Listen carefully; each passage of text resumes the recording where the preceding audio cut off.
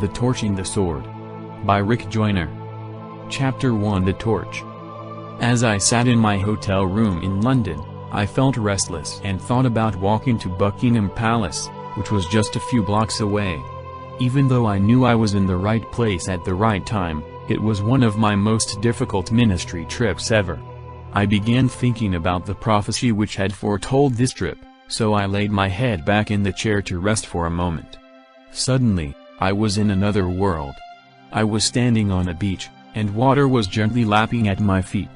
I thought I must be dreaming, but I knew I was not asleep. I looked at the sky, which was brilliant with color. It was like no sunset or sunrise that I had ever seen. I pondered why I could not tell if it was a sunrise or a sunset. Then I noticed the air. It was more than just clear and fresh. With each breath I felt I was being rejuvenated, my mind was being quickened, and my thoughts were becoming increasingly more sharp and clear. I looked at the mountains in the distance and began to study them. They seemed to be at least 50 miles away, but maybe much farther. The air was so clear that it was hard to tell. I love mountains and have seen some of the world's most majestic, but these were more wonderful than any I had ever seen. They were like great fortress walls which exuded strength and purpose, yet they were also hospitable and inviting. Next, I looked down at the water between the mountains and me, wondering if there was a way around it so that I could go to the mountains. As far away as they were, I was drawn to them like a magnet and wanted to go to them immediately. I felt compelled to look more closely at the water. It too was crystal clear with just a hint of blue, a stunning contrast to the sky. I wondered if there could possibly be a more perfect place. In a strange way it seemed like home, like the place I belonged. I was coming alive in a way that was more than wonderful. It was like waking up from a dream into reality, but a much more wonderful one. Suddenly, I noticed a figure walking toward me on the beach. I could see from the distance that he was carrying a torch. It gave off light which was the same color as the sky. I knew immediately that it was the Lord. I could tell by the way he walked, with purpose but not in a hurry. He is never in a hurry because time submits to him. As he walked closer, I could see that he wore a white robe with a golden sash tied in the front. The hem at the base of his garment had a pattern of gold, as did the end of his sleeves. "It is sunset and sunrise," he said. "A sunrise in one place is a sunset in another. You live in the sunset of one age and the dawning of another. That is why you are here, to learn about the end of the age in which you are, and the beginning of the one which is dawning." As he drew close, he extended the torch to me, indicating that I should take it. "This is yours," he said. "I started this fire, but you must keep it going." As I took the torch, I was surprised it was so light, which made me think it must also be fragile. "It is neither light nor fragile," the Lord said, answering my thoughts. "It has more substance and more weight than the earth itself. This is the light of my presence. If I was not close to you, you could not hold it. If you drift from my presence, it will become heavy. If you drift very far from me, you will have to lay it down. Then someone else will pick it up and carry it. It is yours to carry for as long as you stay close to me." As I continued to study the torch, the Lord continued, "This torch breathes the air of heaven, not earth. No power on earth can put it out if the torch-bearer walks with me in this realm. Its brightness and power depend on the life of the torch-bearer and on how close he stays to me." I was still looking at the torch when the Lord began walking down the beach. He had only taken a couple of steps when I noticed the torch was getting heavy. I quickly caught up to him. Then another voice behind us started speaking. "Even the torch itself can distract you from following him." I turned to see a middle-aged man dressed in a simple monk's garb. He had a serious but cheerful face. He continued talking as we all walked. "In your times there will be as many who carry this torch as in all of the times before you. You will know these torch-bearers when you meet them. You must encourage and help one another. Because none of you can stand alone, you must join with other torch-bearers. When you do, you will be able to overcome the power of the evil that will confront you. You can set people, cities, and even nations free with the light of this torch." I then noticed the torch was breathing, it was alive. I grabbed it with both hands, and a surge of power flowed through me as if I had completed some kind of electric circuit. My vision increased, my mind became even sharper, and I felt my strength growing. I could not comprehend how anyone could lay aside such a treasure. You have not yet felt the pain of it, the Lord interjected. I uphold the universe with my word. It is my word that enables you to hold this torch. This torch is the light of my presence, and it is also what you call a movement. I am the living truth, and truth which is living is always moving. In the beginning the Holy Spirit moved, and he has not stopped moving. Life moves. The monk who was walking with us added, in him we live and move. The Holy Spirit is always moving. When he moved upon the formless void, the chaos, he brought forth life. That is his purpose, to turn the chaos that evil has made in the world into the life of a new creation. When you move with the Spirit life, creativity will be the air your spirit breathes. Who are you? I asked. I am the one you call Thomas A. Kempis. I am honored, I said. I know your writings well. They sustained me through some dark times. In fact, overall I think your writings are some of the most powerful I have ever found written outside of Scripture. Thomas continued as if he had not even heard my remarks. The times of great darkness will soon come upon the earth. There was darkness on the earth in my time, but not such as you are about to see. Remember, you will never be in the dark if you stay close to the Lord. The torch you carry has been the source of every true movement of the Spirit. The leaders of these movements were all torch-bearers. The movements that stopped moving, and therefore stopped living, did so because the torch was laid aside. If you are going to endure to the end, you must stay close to the source of this light and fire. He is moving, and you must not stop moving. The Lord motioned for Thomas to come beside him. As he put his hand on Thomas' shoulder, his affection for him was obvious. Men thought of Thomas as a humble laborer, one to cook, wash dishes, and weed the gardens, but he, too, carried this torch. From his post of washing dishes, he became more powerful than kings or emperors. He prophesied to millions over generations. Even today my message goes forth from his writings to help prepare the coming ones. You can be more powerful washing dishes and staying close to me than you would be leading armies or nations but drifting from me. As we continued to walk, Thomas began to speak again. This torch is offered to all of his messengers. Only a few have carried it, and fewer still have carried it for very long. Not many have learned to abide in his presence. If you will stay close to him, you will take what you see and feel here with you and impart it to many others. Many will be drawn to him by this. If you take this torch and then lay it down, you can also be used to do much evil. How could anyone who has seen the Lord and carried this torch of his presence be used to do evil? I protested. This torch will give its bearer great influence. Those who have carried it and then laid it down often did so because they began to esteem the influence of the torch more than his presence. As they drifted from him, the torch became too heavy for them. They laid it aside, and began to substitute their own words for his words. This is how the doctrines and traditions of men began to eclipse the influence of his Spirit over men. This has happened to every movement until now. Do you think you can do better than all of the other torch-bearers? I felt the seriousness of this warning. I knew very well my tendencies to drift from seeking the Lord and staying close to him. I also knew my pride and presumption at times to think that my thoughts were his thoughts and my words were his words. Even in the glory of his presence, as we walked, a chill came over me. Once I was given this torch, my failures would be compounded, with many more people affected. I thought about my previous failures in ministry and then my failure in business. Each one had been a little more devastating. Now my ministry was growing again. Could I carry the weight of this responsibility? In almost every way that counted, everything which I had started in the past had ended as a failure. Would it be any different this time? I thought. The Lord looked at me in a way that conveyed both kindness and forgiveness, but at the same time, I felt the severity of the warning I was there to receive. My Spirit will go with you, and will convict you of your tendency to drift from me. Even so, you must follow my Spirit. Even the torch-bearers will not be forced to follow me. All will fall who do not love me more than sin and wickedness. All will fall who do not love the truth more than they love the praises of men. If you love me and my truth more than the idols that the world now worships, you will not fall. This will be your daily choice, to follow me or serve idols which can easily eclipse your affection for me.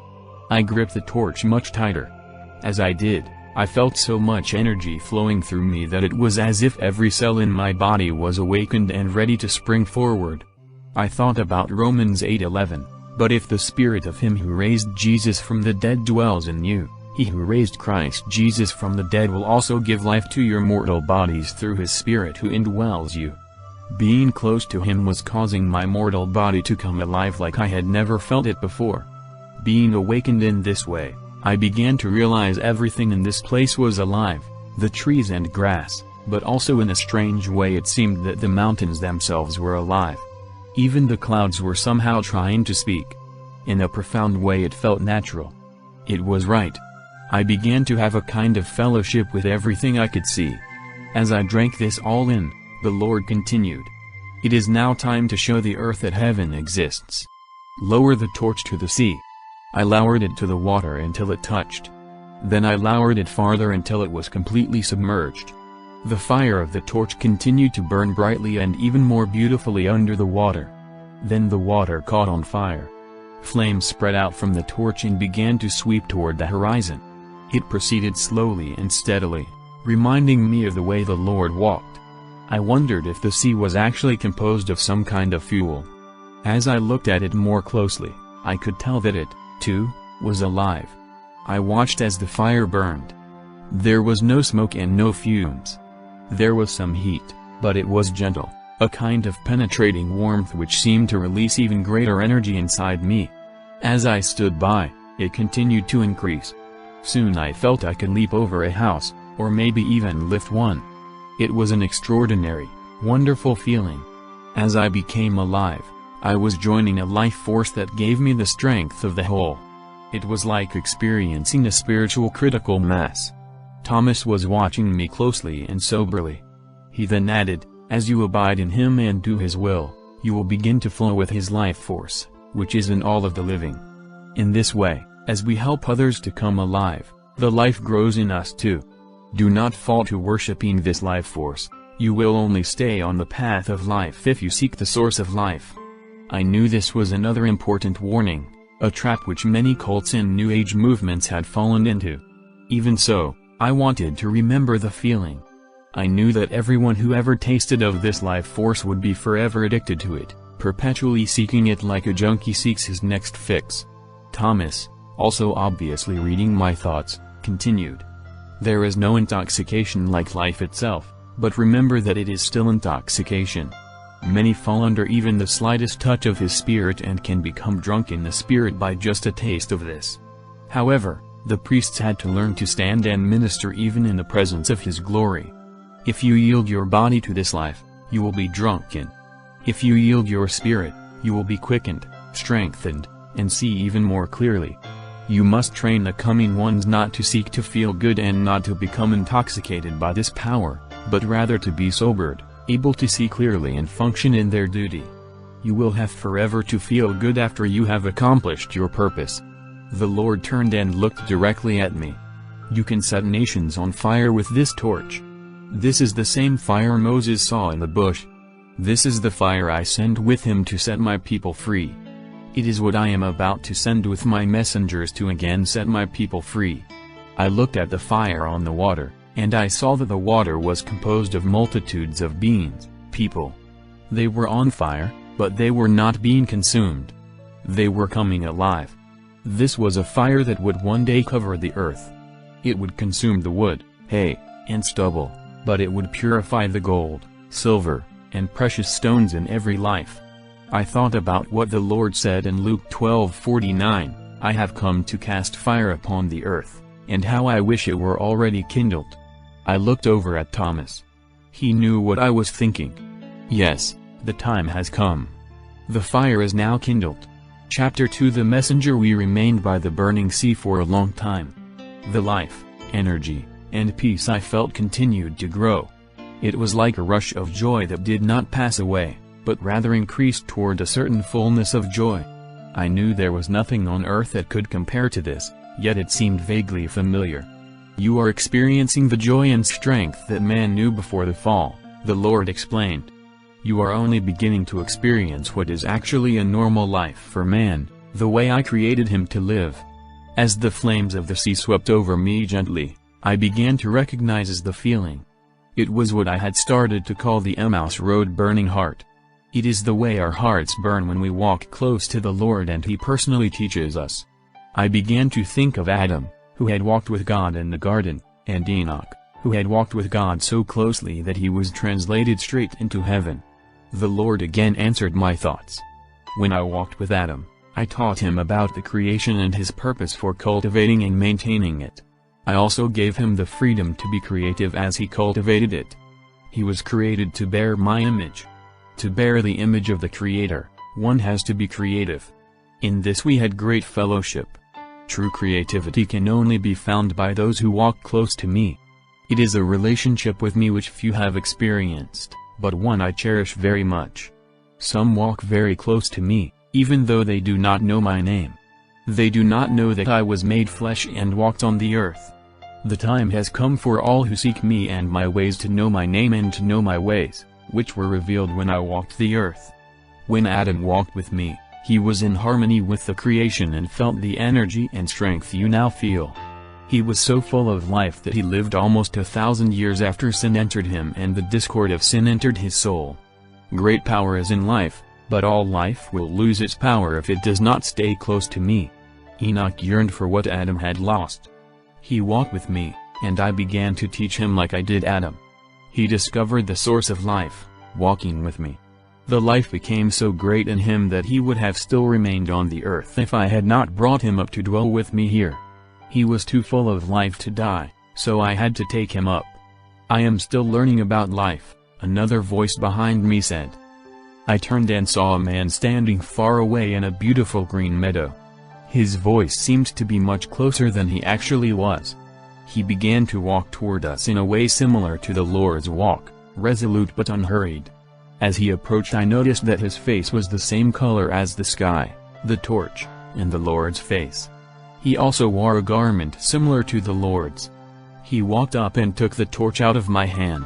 I must bless you before you go, I must bless the torch-bearers. The purpose of every movement on the earth is to compel men to do what I did, to walk with God until they are more at home in the heavenly realm than on earth. Man was created to dwell on the earth with his body while his spirit soars into the heavens. Are you Enoch? I asked. I am, he said as he reached over and touched my heart. The fire burns, but what you lack is discipline and endurance. You walk adequately for short periods. Now you must learn to walk with endurance. You must resolve to walk each day in the domain over which the Lord has given you to rule. He has given you authority, but you must walk with Him in your domain. Only then will you be fruitful and multiply as you are called. Your domain is your garden. The path of life always leads to unity and harmony, with God first, and then with all that is His.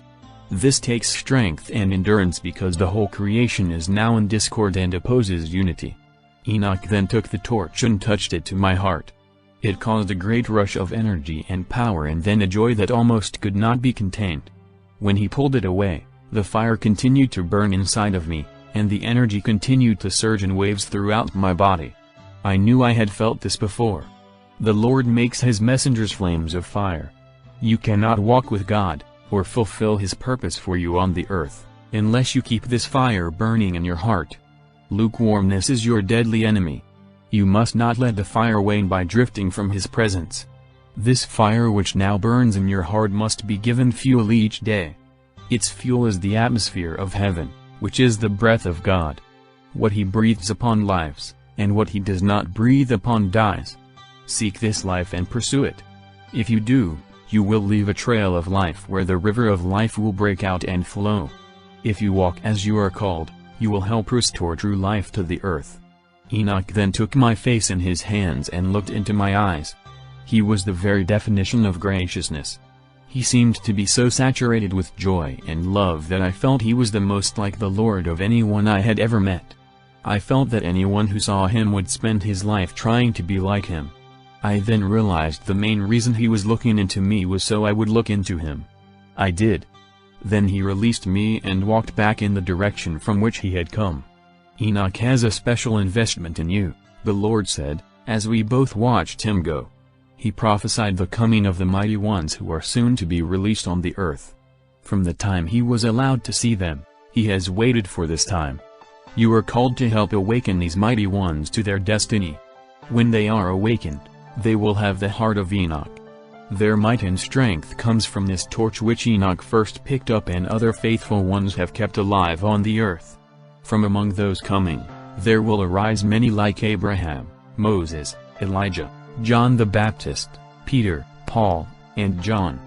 There will be as many as 1,000 like each of the great messengers in the age that is now ending. After each of the torch-bearers departed the earth, they left their mantles of authority to be picked up by others. These have been divided just as mine were at the cross. When one has a part of a mantle and comes together with one who has another part, their authority will be magnified. Many of these mantles were hidden and kept for this time. These have been reserved for those who will be my messengers in the last days. It is true that spiritual authority multiplies with unity. One can put 1,000 to flight, but two can chase 10,000. The unity that these last-day messengers of power walk in will multiply the authority of the mantles they carry. The earth has never seen anything like what I am about to release through these messengers. They will walk in the fire of all who went before them. So now you must help them find their way in their mantles. Lord, here I feel I can do anything. Will I still feel this way when I return to the realm of earth? I asked. No. When you return, this will all seem like a dream to you. The earth is under a shroud of fear and doubt which is growing thicker and darker. Even so, this realm is more real than the earth. But those in your time who break through the fear and doubt to walk in the power of life here will exhibit the greatest faith, and they will be trusted with the greatest authority. You may only vaguely remember what you see and feel here. Even so, the yearning for what you are now experiencing has been imparted to you, and this yearning will not go away. It is real and will lead you to reality. You can have all that you experience here again, but you, too, must grow up into it as you walk with me on the earth. Only by this will you be wise and humble enough to be trusted on earth with the authority and power that you feel here. Wisdom and humility are more important than the power. Without them the power will corrupt you, and you will be used for evil. It is by your wisdom and humility that you will be able to help my messengers along their way. I turned to see Enoch again and was surprised that he had gone only a few paces back. He was watching me with a very keen interest. He had a look of resolution which bordered on ruthlessness but was also combined with affection. Together this made him seem to be the very definition of rock-solid stability. I thought of how wonderful it would be to have had a mentor like him on the earth. The Lord once again answered my thoughts. You are called to be like him, as are all those I am sending to prepare my messengers of power. As you see my glory in Enoch, you will be changed by it. This is what you are called to be for other torch-bearers, and they will be for you. You are not alone. Many others are called to this just as you are. However, you cannot be like him until you have walked with me as he has. That is your whole purpose now, to walk closer to me each day. I then looked up at the clouds. They were as regal as the mountains. Each one seemed precisely in its place like those an artist would use to perfectly grace a painting. In no way did they hinder or block the light or the sky, but they framed it in a way which accentuated it. There was one directly above us which formed a perfect canopy. The clouds were so alive that personality exuded from them. They had purpose. I knew they were devoted to accenting the glory of everything that was around them as perfectly as they could, and they were doing this for us. The clouds were so wonderfully lovable that I wished there was some way to show them to every child on the earth. The Lord let me drink this in and then continued. I created man to be the torch-bearer for all of creation. All men have this calling and were created to walk with me and carry the light of life. Many are called, but few are chosen. You must now go and find those who have persevered to become my chosen ones. They will keep the fire and ignite in all men the fire that man was created to have. You will know these chosen ones by the fire that already burns in them. They will never be content with religious practices, for they yearn for me and the reality of this realm. Because they seek me, I will be found by them. I will give them their heart's desire, my fellowship.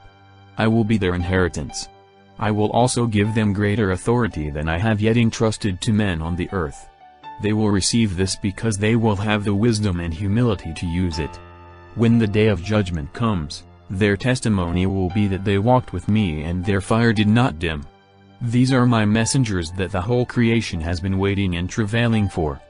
It is time for them to awaken. The Lord then stepped out on the water, into the midst of the flames. I watched as he began walking toward the mountains. I knew I had to follow.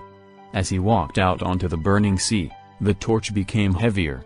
If I was going to continue holding the torch I would have to follow him, but I was hesitant about trying to walk on the water. Finally I determined to step out without thinking any more about it. When I did, I was able to walk on the sea as if it were a paved road. The fire on the sea was hot, but it did not burn me. Instead, like the torch, it seemed to be imparting energy to me. As we walked, he turned and said, "You are here because you have learned to see." To see is to evaluate and to seek understanding. This is the eye of the child. As long as you keep it, I can teach you and I can lead you. Those who walk with me grow in the strength which is in me. I gave all men the capacity for this, to grow in both natural and supernatural strength. Those who do not walk with me have a void in their souls for this supernatural strength. Those who do not walk with me turn to the evil one for power to fill the voids in their hearts. I give my power to those who are wise and mature enough to use it.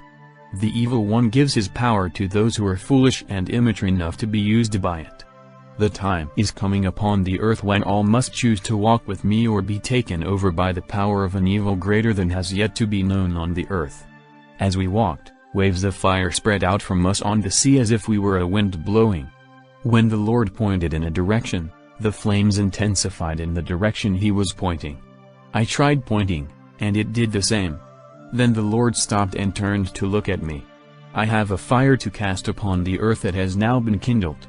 Pray for my fire to come. It will purify the earth.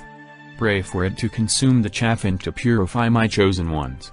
I gave authority over the earth to man, and therefore I must be asked before I will move on the earth.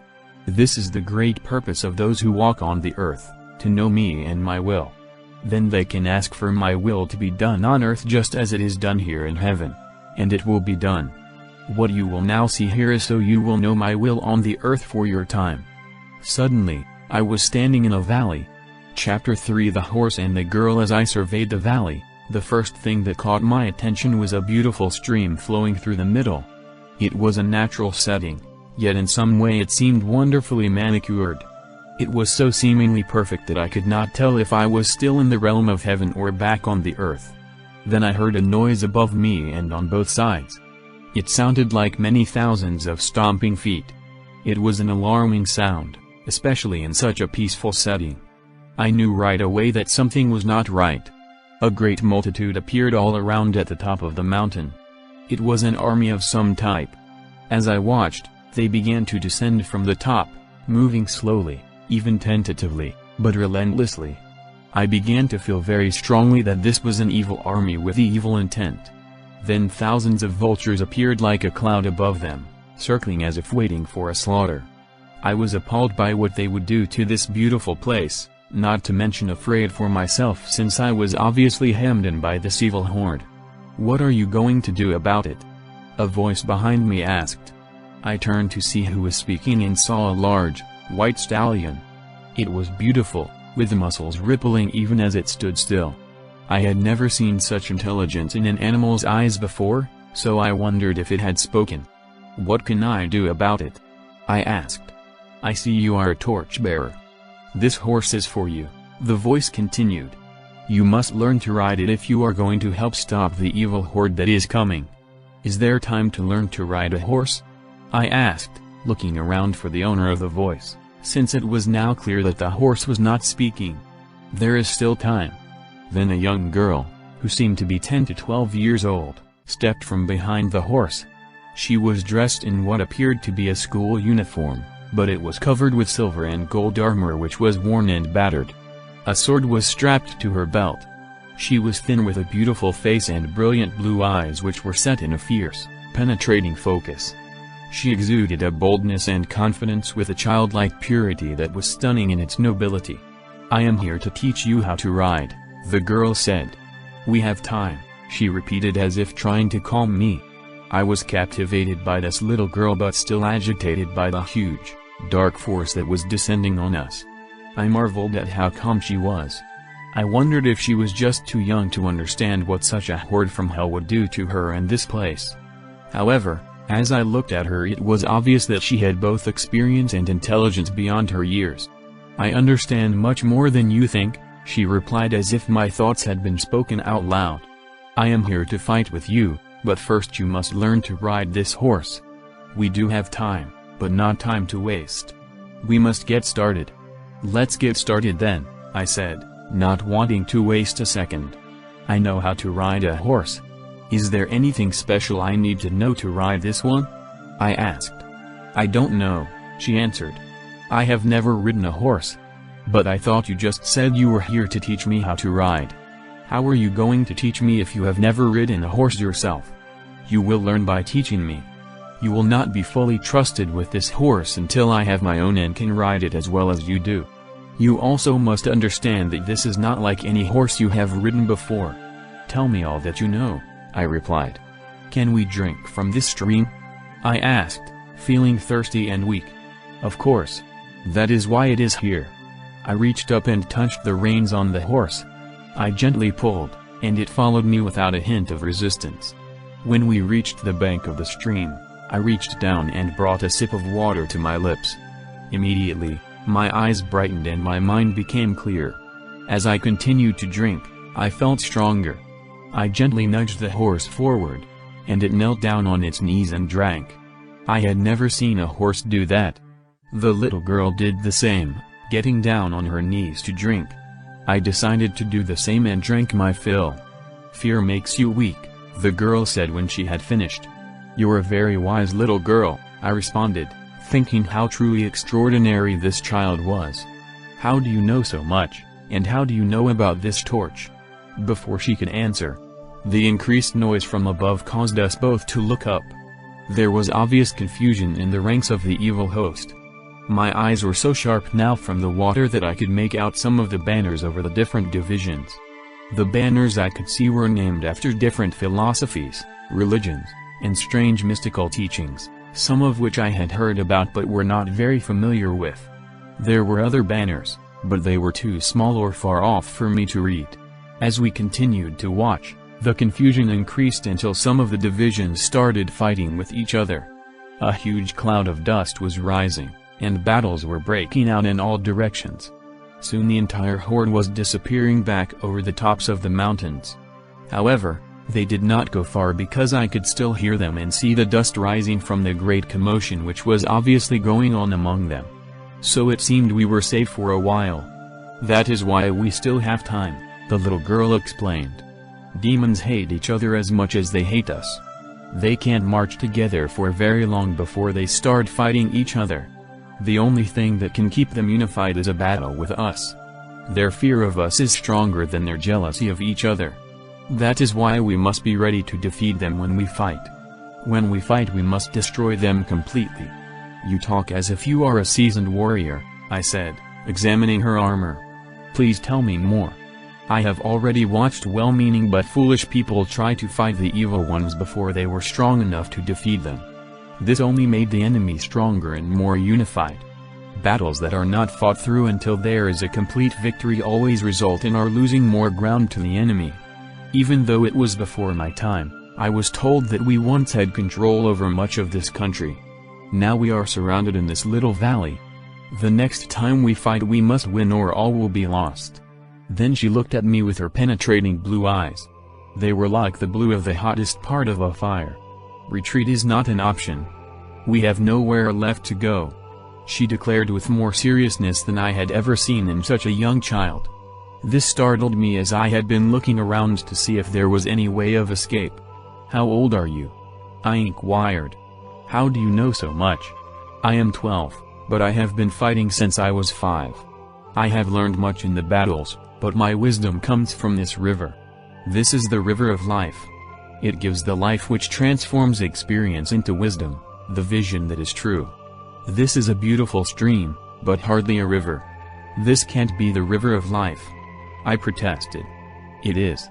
Here it is small because it is always as large or small as its demand. Not many will come here to drink anymore because they would have to get past the evil ones who have seized the high places. Most would rather drink from the polluted streams which are not under attack than from the true living waters which are now always under attack. Few are thirsty enough to fight for this, but there is nothing more worth fighting for that I know of. Did you have to fight your way here? I asked. I did. I came right down that path, she said, pointing to a place at the far end of the valley behind me. How did you get past the evil army? I inquired. Are there still gaps that you can get through? No. They have us completely surrounded now. But anyone with the courage to keep moving even when they are attacked can make it through their ranks. I chose the weakest part of their army and walked right through the middle of it. What was the weakest part? And how did you know it was weak? There was a large division called ridicule. I chose to walk through it because I knew they could not really hurt me. I was told that when they saw my resolve they would give way before me, and they did. They raved and screamed insults and obscenities, but they parted and let me pass. I blocked all of their shots with my shield and was not even wounded. Who told you that you could do that? My mother. Is she here, too? I asked. No. Where is she? She didn't make it through. When we were passing through the ridicule, she stopped and said she was going back to get more people and lead them through. She said she would join me later. I don't think she will though. Why not? She taught me very well, but she could not do what she taught me to do. I saw her waver from the insults and ridicule. She went back to get more people because she needs the approval of people. No one can make it through who cares too much about what others think of him. Can she make it in some other way? It is possible, but going through the ridicule is by far the easiest way. In fact, when she hesitated and started to retreat, she was quickly overcome. She then began ridiculing me with the rest of them. Once you begin to retreat before the evil ones, you are easy prey for them. She is now one of their prisoners. I'm sorry. I know you must miss her. She was at least a great teacher. She did a great job teaching you. Thank you. I do miss her. It has been very lonely here, but it is still better than being out there, under the influence of that evil horde. I watched the little girl drift far off in her thoughts, then quickly she snapped back to the conversation. I knew when we started, it would be hard for her and that she probably could not make it. I also knew I could not let that stop me. The only hope for her to ever get free and be able to drink from this stream is for me to not stop until I have fulfilled my destiny. After a pause, she continued, I have not given up on her, but myself and others like me are the only hope for people like her. We are here to defeat the evil horde and set its prisoners free. I do believe the time will come when she will drink with me at this stream, she and many others, until this is a great river again. It will then flow to the sea and bring life to all. If there are many others like you, then I have no trouble believing that you will win the victory. Have you met others like yourself who have this vision and resolve to do this? I asked. I think I have met some, but we keep getting separated. I know from my dreams that there are many more, and I will meet them soon. That's why you are here. I have seen you in my dreams, too. Tell me, what did you see about me? Well, I did not see you specifically, but I saw the coming of the torch-bearers. At first there were just a few and then more and more kept coming. I, too, will one day be given a torch to carry. In fact, many of the torch-bearers are quite young. As she was speaking, a large division of the evil army crested the top of the mountain and started down much more rapidly and in relatively good order. We watched transfixed as it advanced almost a third of the way down the mountain. Then it was attacked from the rear by another one of the evil divisions. Soon it sounded like several more joined in the assault on it. The advance was stopped at that point while most of the column turned around to fight. However, a large part of this group remained at the point of its farthest advance and started setting up defenses, which quickly began to appear like a fortress. As I looked at the little girl, I saw her nervous for the first time. I then noticed that the horse was also agitated. "What do we do now?" I asked, surprised that I was asking a little girl for instructions. Without answering, the girl knelt down at the stream again and drank with purpose. Soon she regained her composure, but her attention was still fixed on the fortress that was quickly being built. The horse had become so agitated that I was afraid it was going to run. I walked over to take its reins and was surprised by how it looked me straight in the eyes.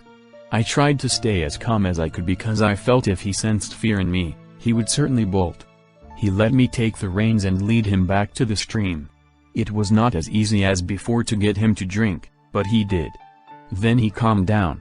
I also drank, and the peace and joy again filled my being, while my vision grew stronger. "What do we do now?" I asked again. "Have you seen anything in your dreams about this?" "I did not see this in a dream, but I have seen this happen before. If we do not act soon, we will lose this valley." Then she looked straight at me to be sure I would hear what she was about to say. Whenever I am asked what to do, I always turn to the river first and drink. Then I pray, as we must do now. I have been in 2 other places where this river ran, and both were taken over by the enemy. We must not let this happen here. We must fight this time, she said, looking at me kind of skeptically. I will fight even if I have to do it alone. I don't think there is anywhere else left to go where this river flows. It is very noble to want to fight and to even be willing to fight alone, I replied, but how can just the 2 of us stand against so many? She did not answer me, but started praying. I listened for just a few minutes. Her requests were concise and to the point. She did not try to explain anything to God. She mostly asked for the Holy Spirit, courage, wisdom, and power to defeat the enemy. She then prayed for her mother and other loved ones who were captives of the evil horde. She asked for specific places to be retaken from the enemy. It was the prayer of a seasoned warrior who had seen many battles and did not want to waste time or words. It was also like a conversation with her friend. It was so moving that I did not believe the Lord could possibly reject her requests. When she ended, she looked up at me. All I could say was Amen. You asked how we could defeat such a huge army. Why couldn't we? We have the Lord on our side. I understand, but how were the others lost that you fought for? What can we do differently this time? And are you sure there are no other streams like this one? The way they have all been lost is by retreating. I will not retreat again. I will not listen to those who speak of strategic retreats or any other kind. I am going to stand even if I have to do it alone. I also think that we lost them because there were too many of us. How could there have been too many when you were fighting against so many? I asked, not doubting her as much as feeling that the answer to this was important. It is better to have a few who are in unity than many who are divided, who do not have a single, focused vision. Many of those who were with us before seldom drank from the stream, and I hardly ever heard them pray. I felt they would not last long, and I was right. Such people are more of a detriment when the battle begins. Our leaders had to spend more time trying to encourage them than fighting. Many of the weak ones even turned on us. I determined before the next battle that I would not encourage anyone too much, trying to get them to stay and fight. If they want to leave, then they should, because we would be better off. There is also something else very important we have never had before that we must have to win. What is that? The torch. This water is the truth, and we must have and love it enough to be willing to die for it. But the torch is like the presence of the Lord here with us. When I am close to you and the torch, I feel Him. There is no greater encouragement than feeling His presence with us. If we had carried the torch before, I don't think our leaders would have had to spend so much time encouraging the people, and I don't think they would have been so weak. And yes, there are other streams like this one, but there is only one river. It rises out of the earth in different places like this. I have been told that they used to be very common. Now there are not many streams because so few have been willing to fight for them. I am not even sure there are any more like this one. Right now we need more true warriors, not more streams. I have heard that every time new streams break out, they are quickly lost because so few are willing to fight for them. This is why we need torch bearers. I know what you are saying is true. But I still don't know why more people won't fight to defend them. Are they always as hopelessly outnumbered as we are at this time? I do not believe in the word hopeless, but I think those who seek this river are always outnumbered. Like I said, I don't think the numbers are that important. We need more warriors, but we need more who are true warriors. I've heard some say that digging hidden wells is better than seeking the river because they are not as big a target for the enemy. Too many who seem to love this water also seem to have an already defeated attitude. This is hard to understand because if they would drink the water they could not help but to believe and be strong. I am afraid that they have only occasionally tasted it but have not really drunk from it. Their love is more for the idea of it than the reality. It is almost as if it is some kind of romantic fantasy to them, not reality. Do you know of any of the wells nearby? I asked. At the wells we must find some who are really drinking and who may be willing to join us in this fight for the river. I know of a couple of wells not far from this valley. The water there is good, but not as good as this. Most of the wells have been too shallow to last for very long. They also get muddy quickly. The wells do help some people, but it is only when the water flows like this in the open that it can turn a valley into a paradise like you see here. And this water must flow to stay alive and pure. I then heard footsteps behind me. I turned to see a man approaching. Chapter 4. The plan. As I watched the man approach, it seemed that he was dressed in the style of colonial American times. His hair was long and gray, and I suspected it was a colonial wig. He walked with purpose and was a little bow-legged as if he had spent much of his life on a horse. She is right. Wells can help a few people, but they are mostly temporary. They often become polluted or dry up. You certainly have a treasure here, he remarked. Yes, I have never tasted anything so wonderful, I replied. I was talking about the girl, he said. Yes, she is truly remarkable for one so young. I have never met anyone like her, I responded. You are about to meet many more like her, both boys and girls. They will be better fighters than most men in your times. You must be prepared for them. How do I prepare for them? I asked. You must learn to ride this horse. Who are you? I inquired. I am John Wesley. I am speaking to you as a torchbearer who was also given a horse like this one. You are here to help prepare the coming ones.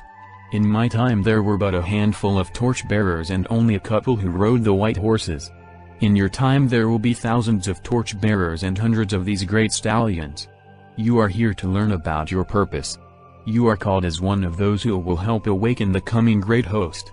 Then you must help to train them, preparing them for the last battle. I hardly feel that I can train anyone here. I am learning more from this little girl than I am teaching her, I responded sincerely. It is because you are willing to learn from her that you will become a trusted teacher. Keep drinking and keep listening. I will help you, as will all of the torchbearers who have gone before you. I can teach you in a few hours what it took me a lifetime to learn. What we cannot give you, the children will. They are wise because they are teachable. If you remain teachable, you will be wise beyond your years, regardless of how old you get to be. You can receive the wisdom of the ages. Remember that your primary purpose is to learn, not teach. The primary teaching that you have for the coming ones is to teach them how to learn. This is what it means to be a disciple. You are forever a student. Each one that you meet will teach you more about how to learn, and you will teach them the same. We are certainly in a situation that is beyond my present knowledge or wisdom to know how to handle, I responded. It seems that this horse and learning how to ride it are the keys to us defending this stream. If you are here to help me, I am ready. One thing that you must know and not forget, Wesley said sternly, is she was right when she said you cannot retreat. You are now surrounded, and there is nowhere to run. A few wells are left in this region, but they are drying up fast. You must defend this river and gather your army here. How do I gather an army if there are just a few wells in this region? Are there enough faithful ones to build an army? No, there are not. You may gather a few from them, but your army is the very one that is descending on you here. Your victory over this evil horde is to convert its soldiers. Then you must teach them to drink from this stream. You must add others to them, and they must go forth to conquer. I can also assure you that if you will fight and not give up, you cannot lose." Then the little girl spoke up. "I knew it. Many of my friends and relatives are in that evil army. I knew they would one day be soldiers of the king." "You are right," Wesley continued. "You must do more than just set them free from their bondage. You must train, equip, and release them to go and recover the wells the enemy has stopped up and heal the streams of the river which have been polluted and buried." As I looked up and thought about the huge horde above us, I remembered what a great general once said when told that he was surrounded. "Great. Now we have them where we want them. They can't get away this time. Attack in every direction." As I was thinking about this, I noticed Wesley looking at me. He asked, "Can you be so bold?" "It doesn't seem that we have a choice," I replied. "It is a remarkable thing. They are so numerous and have us surrounded, and we are so few, but they are in our trap. Certainly, only the Lord could ever pull off such a victory. And certainly it will be the Lord who gets the credit for it," Wesley and the girl both said. I looked at the fortress that the evil horde was building in the valley. Already it would be hard to conquer with many soldiers. I listened to the commotion of the horde at the top of the mountains all around. It was massive, multitudes and multitudes. What could a girl, a horse, even John Wesley and I do against such a force? I can no longer fight the battles which are on the earth. I am now a part of the great company of witnesses. Through my life I can still speak and teach. But you must do the fighting. I can encourage you that several times in my life I was surrounded like this, with very few with me. Each time I saw the victory of the Lord. Do not become discouraged by how dark it becomes or how many rise up against you. You cannot lose if you do not retreat." Then the little girl chimed in, "I know my mother is a captive in the division called ridicule. She is there because she needs the approval of others. I also know she has never known true love in her life. I know that if I can love her faithfully she will be freed. I believe all who are in that division are like her. We can free the captives with the truth of God's love. If we can do this with them, then there must be other keys which will set the captives in the other divisions free." Wesley did not say anything but just looked at me to be sure I understood how true this was. It was obvious that this simple truth was the key to our victory. The truth of who God is can break any bond. I then had to ask, "Please tell me, why are some given a torch but not a horse? How can we use them together, other than just being able to cover more ground?"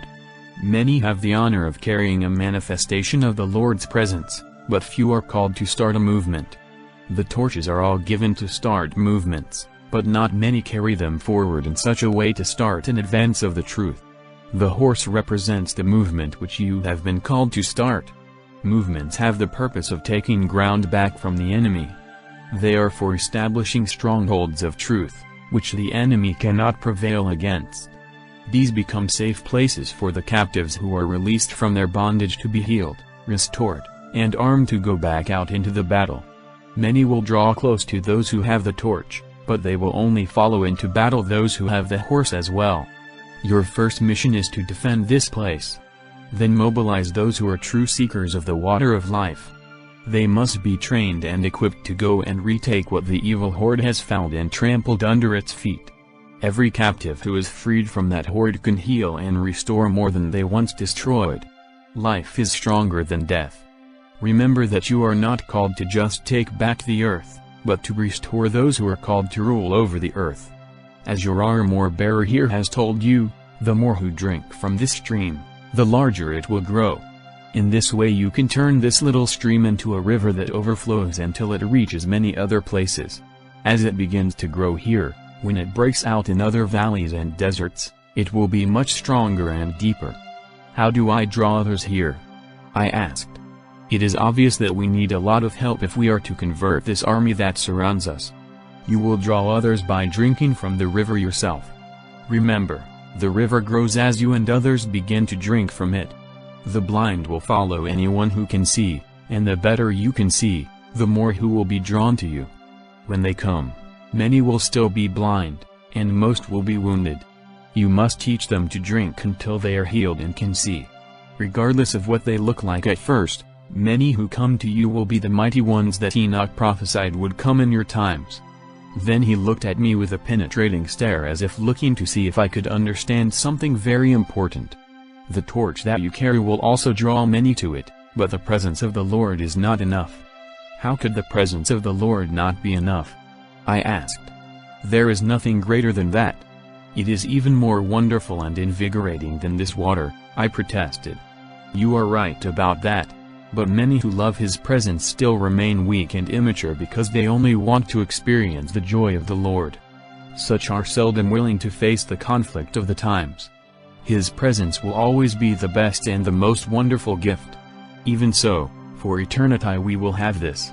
Right now there is a battle to be fought." Wesley walked over to the little girl and laid his hands on her shoulders. Then he looked up at me and continued. "You need worshippers who are also warriors. All who are not trained and equipped for the battle will be overcome by it. Even if they do love His presence, they must also be taught to love truth and to love it enough to resist the evil one. This is a strength that I developed, to train and equip people to stand for truth and fight for it. That is why there are things you must learn from me. Few have been able to build the people into a force which conquers. I did this by building small groups of people into small fortresses of truth. Some of these rose up to take their neighbors for the gospel. Others grew into mighty fortresses that took villages. A few took cities. Together we shaped the destiny of nations, even your nation."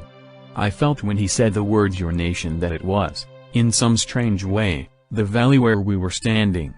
As I pondered this and looked back at him, he had that unmistakable knowing look. Then he continued. "Your nation still honors Paul Revere for waking up the people and calling them to the battle, but even more than that, heaven will honor those who wake up the people and call them to the battle, which must soon be fought. Just as the great messengers of the church age were all only seeds of the mighty ones of valor who are about to be released on the earth, the enemy has been sowing his seeds, too. You will have to fight every evil that has been released on the earth, and fight it in its full maturity. With this horse you must try and warn the people about the invasion of their land. You can mobilize them to fight the good fight. You cannot retreat any farther. There is nowhere else to go, but if you resist the enemy he will eventually flee. If you do not resist, you are doomed." The little girl was watching me intently. She stood erect, vigilant, and ready. Both Wesley and I were looking at her. I thought she must be like a Joan of Arc. If there are even a few more like her, I knew that these would certainly be marvelous times. Wesley continued. "The Lord called 12 men. He changed them, and then they changed the world. In your time He is going to do the same with children. It is also the time of the lioness.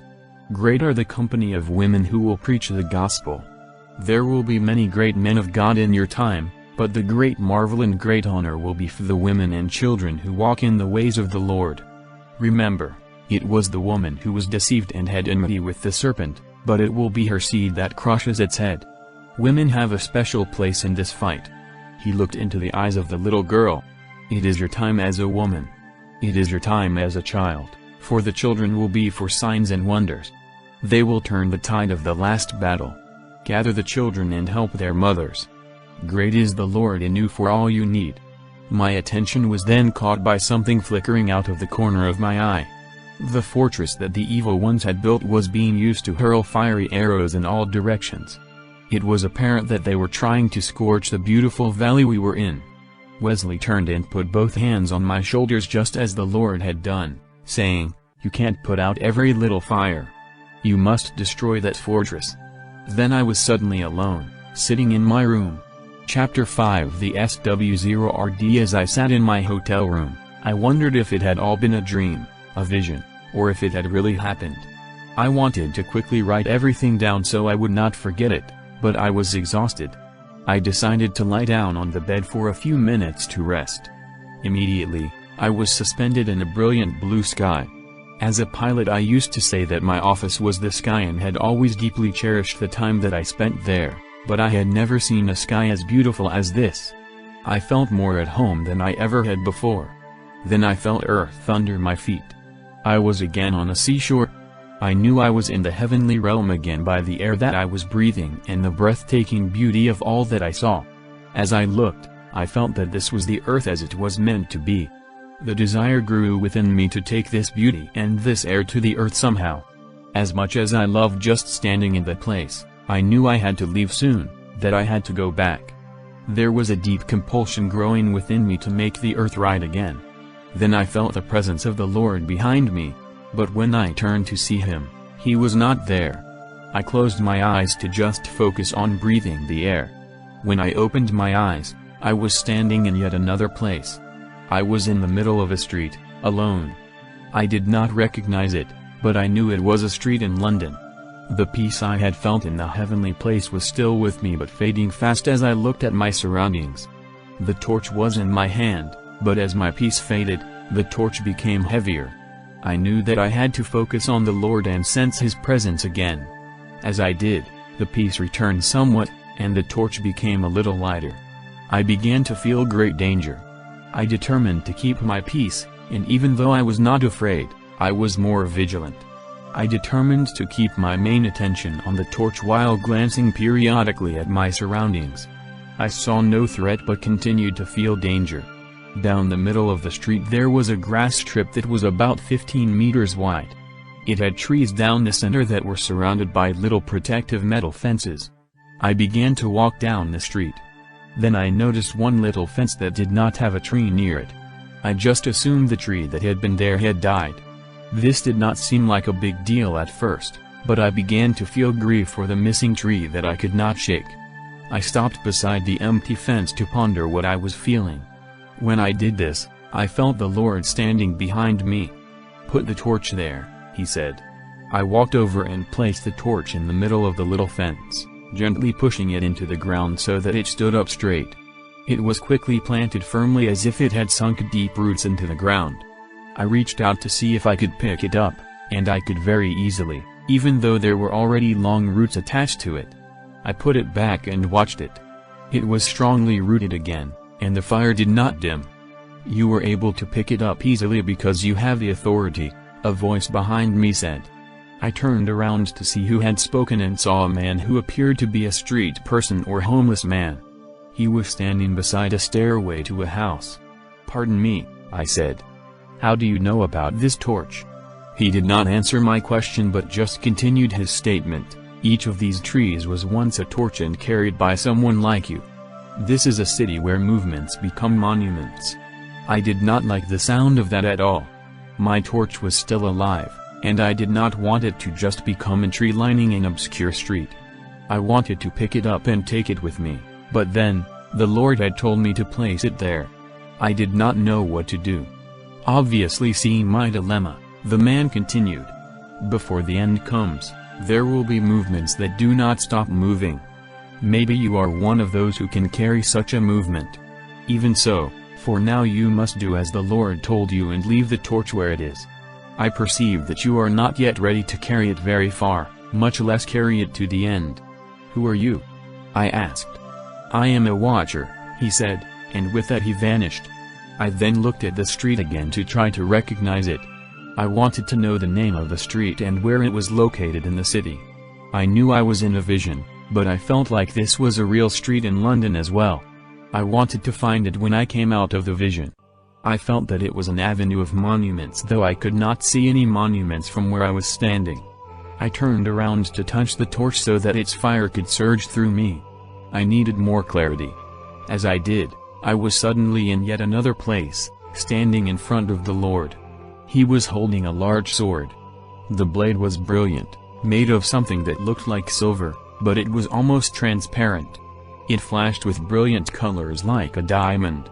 The thought came to me that silver would not make a very strong blade, and as the Lord often did, he answered my thoughts. "This is silver, but it is stronger than any metal. This sword is a divinely powerful weapon. It is the power of my redemption. The one who carries it must be in unity with my redemptive purposes.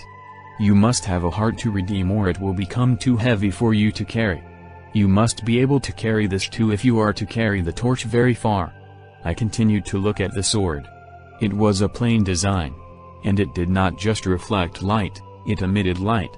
The light coming from it was of many different colors, like light that has passed through a prism. The glory of the light that came from it made it the most beautiful sword I had ever seen, even though it was a plain design. It was as captivating as the torch. The Lord took the sword by the blade and extended the handle to me so I could take it. I thought it would be very heavy because of its size, but it seemed to not weigh more than an ounce or two. It will only become heavy if you try to wield it in your own strength. This is my word of redemption. It cannot be destroyed but will stand forever. This is from my armory. This is the weapon that will be carried by my prophets in the last days. No power on the earth is stronger than my redemption. However, if you use it wrongly, it can bring great troubles to the earth. With this sword those whom you bless will be blessed. If you bless a devil, it will be blessed and will prosper. You must be careful not to try to redeem that which my Father did not plant, but you must go forth to redeem. As I looked at the handle, I noticed 5 brilliant gems. One was blue, one green, another one was clear like a diamond, one was red, and one was amber. The handle itself was plain, but the beauty of the seemingly transparent gold was stunning. It was the most beautiful sword I had ever seen, not because of its design, but because of what it was made of. Even so, it was obviously not made for show. I knew even the gems were there for a functional purpose, but I was not sure yet what it was. I raised the sword and waved it in the air. My arm did not get tired at all, but rather the opposite. The waving of it gave me strength.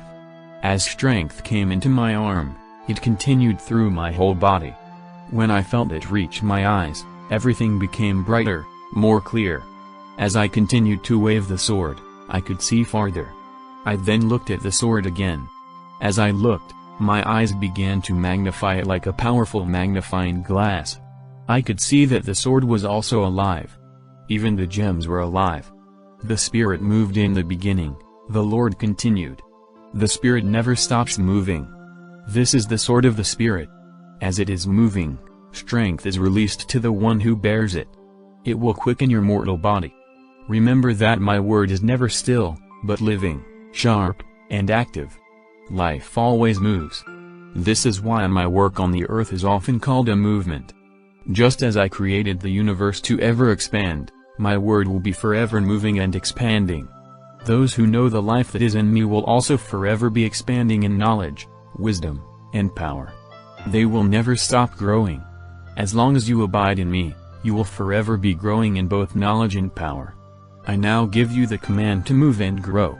In due time I will give you the command to multiply and conquer, not by taking lives, but by saving them. As always when the Lord spoke, I wanted to memorize every word. I felt the life coming through them was like that which came by waving the sword. As I considered what he had said, my love for the sword grew. I could not believe such a gift was possible. I wanted to hold it forever. What it imparted to me was different from the torch but was just as wonderful. It strengthened me and gave me courage. I knew that together the sword and the torch would give me a clarity of perception that was greater than anything I had yet experienced. Even as I was thinking this, I could tell that I was not only getting stronger but healthier. I felt toxins in me being washed away. Then I began to feel a deep passion in my heart for this sword. I wanted it to touch everyone whom I loved. I knew if it touched those I did not love, I would begin to love them. What you are feeling is the passion for my word. You are holding my living word. This is what the true love of my word does. Those who have the true love of my truth love those for whom I gave it.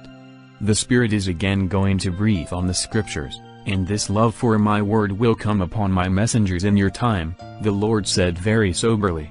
What a treasure, I continued to think. How could anyone not love this? I wondered. I badly wanted to start using the sword. Then I felt a strong compulsion to use it on myself, to plunge it deep into my own heart. Do it, the Lord said. I pointed its blade at my heart and thrust it into my chest. As I did, it disappeared as if it had been absorbed into me. There was just a slight tinge of pain, but when I looked there was no wound. Then the sense of strength that I had felt it imparting to me grew much faster.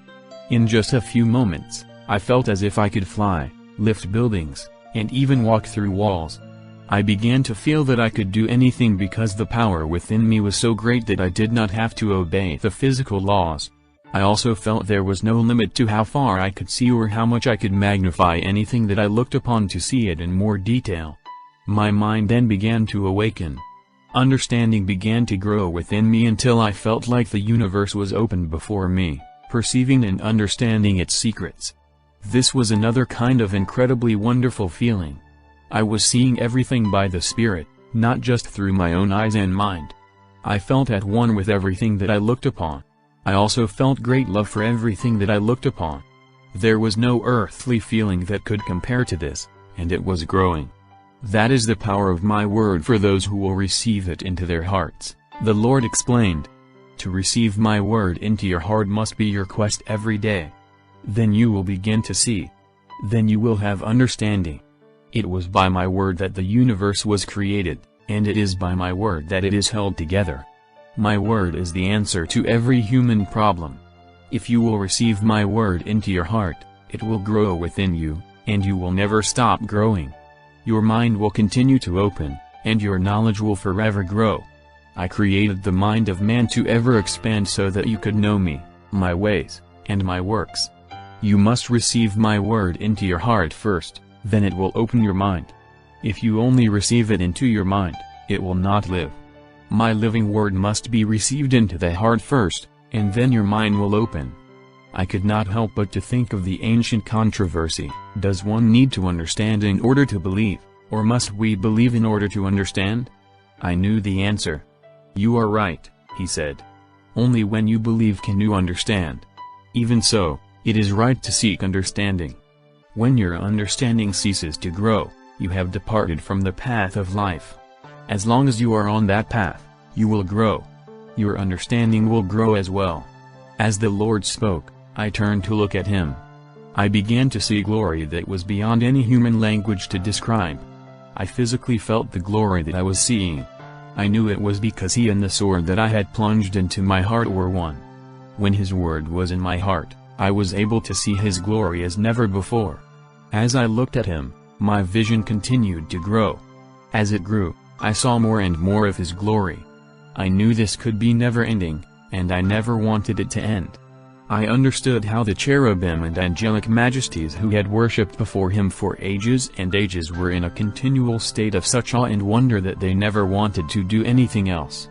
I wanted to stand there forever and join them. This is a taste of the joy that is in true life, the Lord continued. True life is only found in me. This joy is your strength. For those who follow me, this joy will not only be theirs forever, it will grow forever. Now you must remember this. The joy of my presence can alone sustain you through what is coming upon the earth. You will know my joy, and it will increase in you, but to do my work on the earth you must also know my sorrow. Then he turned around and I saw his back. He was still wounded, and the wounds were terrible. As I looked at them, they were magnified. I began to see darkness, disease, despair, and death. I felt grief and mourning that were worse than anything I had ever felt before. The grief grew to be as strong as the joy had been. I felt that I was gazing into hell itself. As I continued looking, I saw anger cascading into rage and murder until blood flowed like a river. I saw lust grow into a raging, hot disease that was erupting like a volcano, destroying everything in its path. Over everything I felt a gripping selfishness, which was the exact opposite of the oneness with everything that I had felt before. And it released a choking darkness that burned my lungs. It, too, was growing and expanding. When I felt I could not live much longer in the terror and despair that I was feeling, I cried out for the Lord to save me or kill me. The Lord turned around. My strength had left me. I collapsed to the ground and still wanted to die. Lying there I could hear him, but he seemed to be very far away. I had seemingly lost all comprehension of the glory that I had seen just moments before. Could the darkness be that much stronger than the glory? I wondered. That was a taste of the power that you are facing in your times. If you had not first tasted of my glory, you would not have lived. I have overcome all evil, and you will come to know the power of my glory over all evil. But you must know the power of the evil that men on the earth are about to face. You must learn to walk in my presence in the midst of evil and prevail. If you do not abide in me, you will be overcome. I heard everything the Lord said, though he still seemed far away. I then felt something in my hand. It was the sword. It was moving back and forth on its own. It gripped my hand rather than me gripping it. Soon strength began to return to me. Slowly I got up. I felt filthier than I could ever remember feeling. Gradually, the feeling began to fade as if I was being washed by the gentle breeze, which the waving sword was creating. Soon I was able to stand. Then I could see the Lord and his glory again. "What you saw is the burden that I carry," the Lord said. "You saw what is now happening on the earth. The darkness is growing too. The earth itself will not be able to bear the evil of man much longer and will rebel against man. Terror will increase as the earth begins to rage and travail. Man is about to know fear such as has not been known since the beginning. Those who abide in me will likewise rise in faith as has never been demonstrated on the earth before. Because of the fear which is now being released, I have reserved the greatest demonstrations of faith for this time. Lord, how can anyone survive?" I begged, still feeling a little shaken from what I had seen. The darkness even seemed to overcome the glory and beauty that I was beholding. The time is approaching when no man can survive what they have released upon themselves, and they would all perish if I did not put an end to it. I will redeem the earth. In the greatest darkness, I will release an even greater light. The greater light is my love for the world and my redemption. You must learn to carry the torch and the sword into the darkness. You must learn to carry my love and my redemption at all times. When you learn to love the most wretched and most worthless, even those who are in the grips of the deep darkness, then my word of redemption is truly established in your heart. The power of my redemption will then flow through you. When Moses asked to see my glory, I showed him my back. He saw the stripes that I was to take for the sins of the world, and he saw what you saw, which is what I bore at the cross, the sin that I have already paid for. That is my glory too. It is right for you to want to see my face, to know the beauty and the life that is in me. It is right for you to want to carry that to the world, but there is another glory which you must know and carry. This is the pain that I bore for you. The world's greatest heroes are those who overcome the greatest enemies. The greatest saints are those who overcome the greatest darkness. You are being sent to call those who will serve me in the darkest of times. Therefore, you must know the depths of my redemption. You must know in the depths of your heart my love for those who are in the grip of the greatest evil. You must also know that the power of my redemption is great enough even for them. The sword that is being given to my messengers in the last days can break any yoke and cut through any chain. My light is stronger than any darkness. His words washed over me so that I continued to feel a deep cleansing from all I had seen of the darkness. As I listened, I continued to wave the sword until I felt my vision and strength completely return. I knew that I could not forget the power of the word of redemption to cleanse my soul and restore my vision and strength. My heart was warming, and I knew that it was the life of the sword which had been thrust into it, as well as its power in my hand. I knew this connection between the word in my heart and my hand was the connection between faith and works. It took both to cleanse and restore me just as it does everyone. This was the understanding that I could never forget.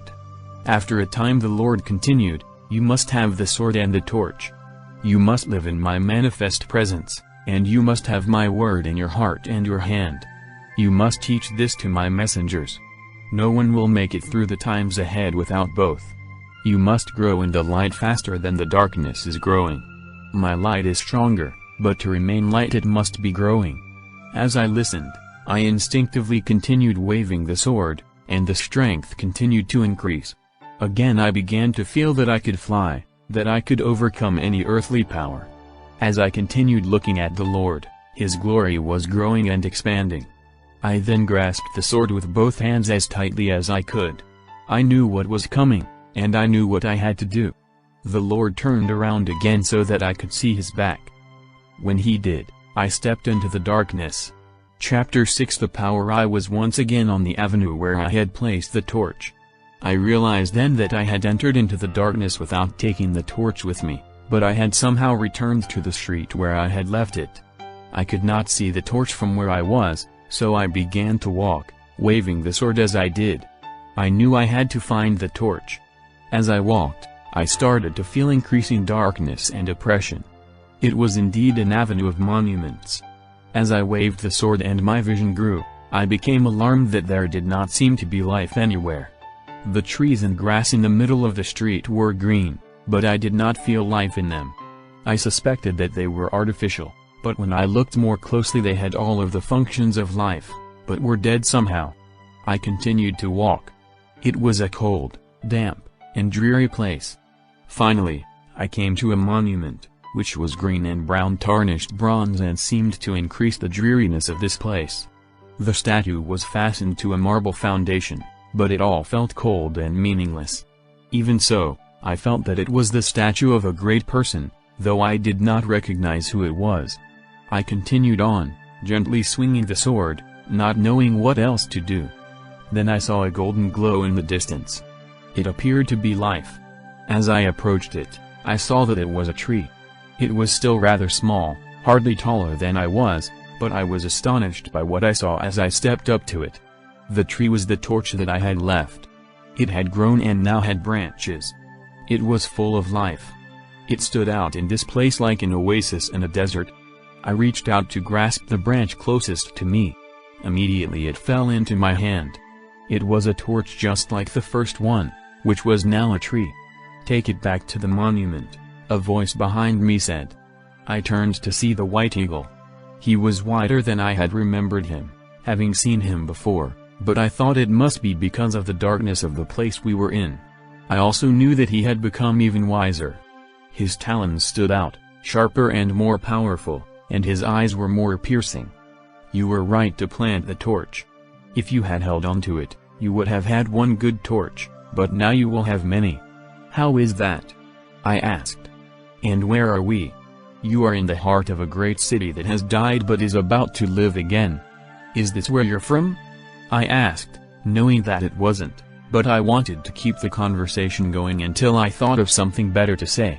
"I have friends here and a few disciples. They will help you with what you are here to do." "What is that?" "You have the torch and the sword, and you are here, so you are going to use them here." "I hardly know how to use them. They were just given to me." Sensing a bit of impatience rise in the eagle, I continued, "But I will do the best I can. Tell me what you know about my purpose here." "That's my job, and I will tell you all that I can.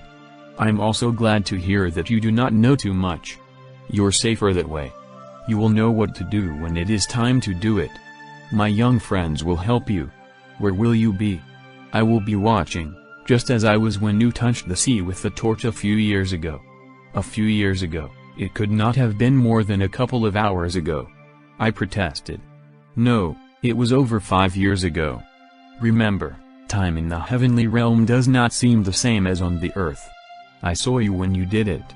From the time the Lord gave you the torch until you touched the water with it was 3 years, so he gave it to you 8 years ago. I don't remember you being there. Where were you?" "Remember, I don't have to be there to see. I also saw the other gifts you received and those that you will soon be given. It is time for them, but there are still many things for you to learn. Your training is not over, but the time on earth is short. You must learn fast, and you must learn to teach others faster." I looked down at the sword and torch that were in my hands. I looked around and wanted to use them both but did not know what to do with them. So I just held on to the torch and waved the sword. "I am here to help you get started," the old eagle said. "Others will help you along the way. Now, go back to the monument you passed. Touch it with the torch and watch." The old eagle spread his wings and he lifted high on a wind that I could not feel into the dark sky. Even though he soon disappeared, I could feel him and knew that he was watching. I then began to feel many others watching me as well. I started to walk, holding the torch out in front, waving the sword as I went. I felt increasing strength, and my vision grew. As this happened, I wanted to attack the darkness. I was born for this, I thought to myself. "Yes, you were," an unfamiliar voice answered. "You and many others, too. This is your time." Turning, I saw another eagle, much younger than the first. Even so, this young one seemed even more regal than the older one. It was the way he thrust his chest out a little more, and his wings were slightly open as if ready to soar at any moment. It was obvious that he had explosive energy but contained it with great grace. As if he heard every thought, he responded, "I am of another generation. I am not greater than my father, but I have been given more authority. I am here to awaken and guide the great champions who are now maturing on the earth. I will help you and the others who are to prepare them for what is to come." How will I prepare them? First, you will learn to use the sword and the torch for more than just edifying yourself. That is important to know, but it is just the beginning. When you have used what is in your hand, you will begin to understand the rest of what you are to be given. Then you will know what you are to do with all of your gifts. We began to walk. My eyes turned toward the trees that we were passing. I then noticed the fruit. It was beautiful, compelling, and I felt a tinge of hunger. "Don't even look at it," the young eagle stated as if he had to repeat this often. "Why?" I asked. "It looks like very good fruit, and I am very hungry." Then I sensed why I could not eat from them. "These are all trees of the knowledge of good and evil, aren't they?"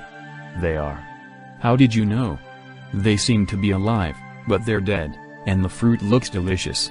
"Why is it they are on this avenue of monuments? And why is it full of these trees?" "The monuments are to people who were alive but are now dead. These monuments are to people who were given life to give to the earth, but after beginning in the spirit, they tried to complete the work by their own wisdom and ways. By that they began to cultivate these trees. That is why they exist together on this road. This is one of the main avenues that the people of this city come to. They do not love these monuments, but the monuments make them feel secure and significant, as if they were the heirs of the greatness of those represented. They also love the fruit from these trees, even though it is poison to them and it kills them just as it killed their empire. As we walked, my vision continued to increase. I began to see that the street was very wide, well manicured, and would have been very beautiful in sunlight. It still felt dead. The young eagle soared above me, and I knew he was watching me closely and discerning my thoughts. "What am I going to do here with the sword and torch?" I asked him. "First, understand these monuments. Even the smallest touch of life from God has the power to grow into that which would have restored the earth and made it a garden again. These monuments are to people who had life. They froze into dead monuments because they started thinking about how to build monuments to their own lives. There is no purpose in building monuments on the earth. They will all perish. What you are to build is part of the heavenly city. You will fail in your purpose if you care what men think of your work. You must only care what the Lord thinks of it. You are not here to build monuments, but a movement that will not stop moving. The river of life never stops moving. The Spirit never stops moving. If you stop, you will have departed from the way of the Spirit and the way of life." As we approached the monument that I had passed earlier, the young eagle stopped and said, "You must bring this monument to life again." "Why would we want to do that?" I protested. "And how?" "The Father loves redemption. The King loves redemption. He also honors the fathers who walked in his ways upon the earth, even if they only walked in them for a little while. These monuments were not his will, but he is going to redeem them and use them for the sake of the fathers and for the sake of their children who now live in this city." Remember, Ishmael was not his will either. Even so, he blessed Ishmael and made him a great nation. You will be surprised by how the sons of Ishmael will glorify the Lord at the end, and you will be surprised by how these monuments will also. If you want to stay on the path of life, you must love redemption the way he does. It is a part of your purpose to help redeem monuments. That is why you are here with the sword and the torch. "But I thought they fell by building these to themselves," I protested again. "How am I going to help redeem them? What will either the sword or torch do for these dead monuments? You will continue to walk in darkness if your understanding of redemption does not grow. You must honor these fathers and mothers. You must touch them with the word and with the fire. When you do, the life that was in them, which is eternal, will flow from them again. You cannot attain to your own destiny without the life that they had. The Lord is going to make these monuments live, and living water will flow from them again. This will be a token of his redemption power and his resurrection. These trees look alive but are dead, and their fruit is death. These monuments look dead, but they still have life in them. The life that they carried is eternal. Put the torch to that statue. I lifted the torch and put it under the face of what was a great English poet's statue. Quickly it renewed the bronze so that it began to shine. Soon the whole face was glowing. "That is enough," the eagle said. I backed up and watched. The statue was still a statue, but there was life in the face just as there was life in the torch and sword that I held. I then took the sword and plunged it into the heart of the statue. It went in easily all the way to the hilt. As I drew it out, the breast of the statue began to burn with the glow of sunset, sunrise colors and of the torch. As this happened, there was also a slight glow on the horizon. I was again astonished by the wonders of the torch and sword, how they did not take life but gave it. "They can kill, too," said the eagle who was now soaring above me. "They bring life back to that which had life, but the great danger is they can also give life to that which was dead." "What do you mean?" I asked. "You have the power of blessing in your hands. What you bless will be blessed, even if it is not what the Lord wants to be blessed. If you bless the work of the enemy, it will prosper. You must only bless by the command of the Lord. The enemy only receives his authority on earth from man. The greater the authority you have been entrusted with, the greater the harm you can do when you use it wrongly, and the greater the enemy is empowered when you give it to him. You have great blessing or great destruction in your hands. You must only build what the Lord wants built and tear down that which the Lord wants you to tear down. You have been given both tools and weapons. The more powerful they become in your hands, the more careful you must be." "Well, I think I should begin to kill those trees," I replied. "Yes, that you will do at the proper time, but now is not the time. For now we will concentrate on giving life. These trees are still useful to the Lord." "How is that?" "The Lord put the tree of the knowledge of good and evil in the center of the Garden of Eden for a crucial reason. There can be no obedience from the heart unless there is the freedom to disobey. These trees attract people to this place, and some who come because of the trees will notice that there is life again in our friend here. When anyone touches him, that life will grow. Life grows with interaction. We do not know if his message will be completely restored, but it is possible. His teaching could begin to flow through the earth again. But that is not in our hands.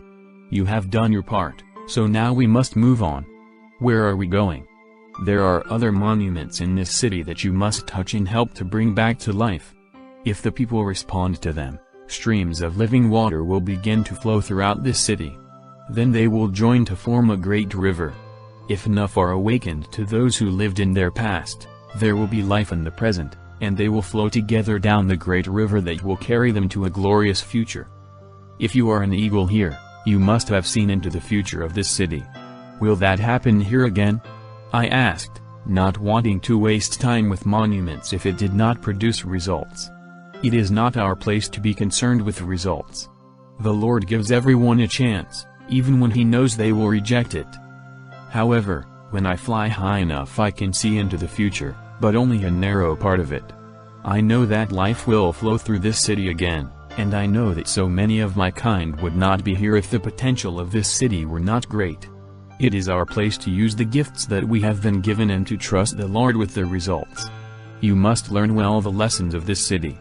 You will then be sent to many cities and nations to do it again.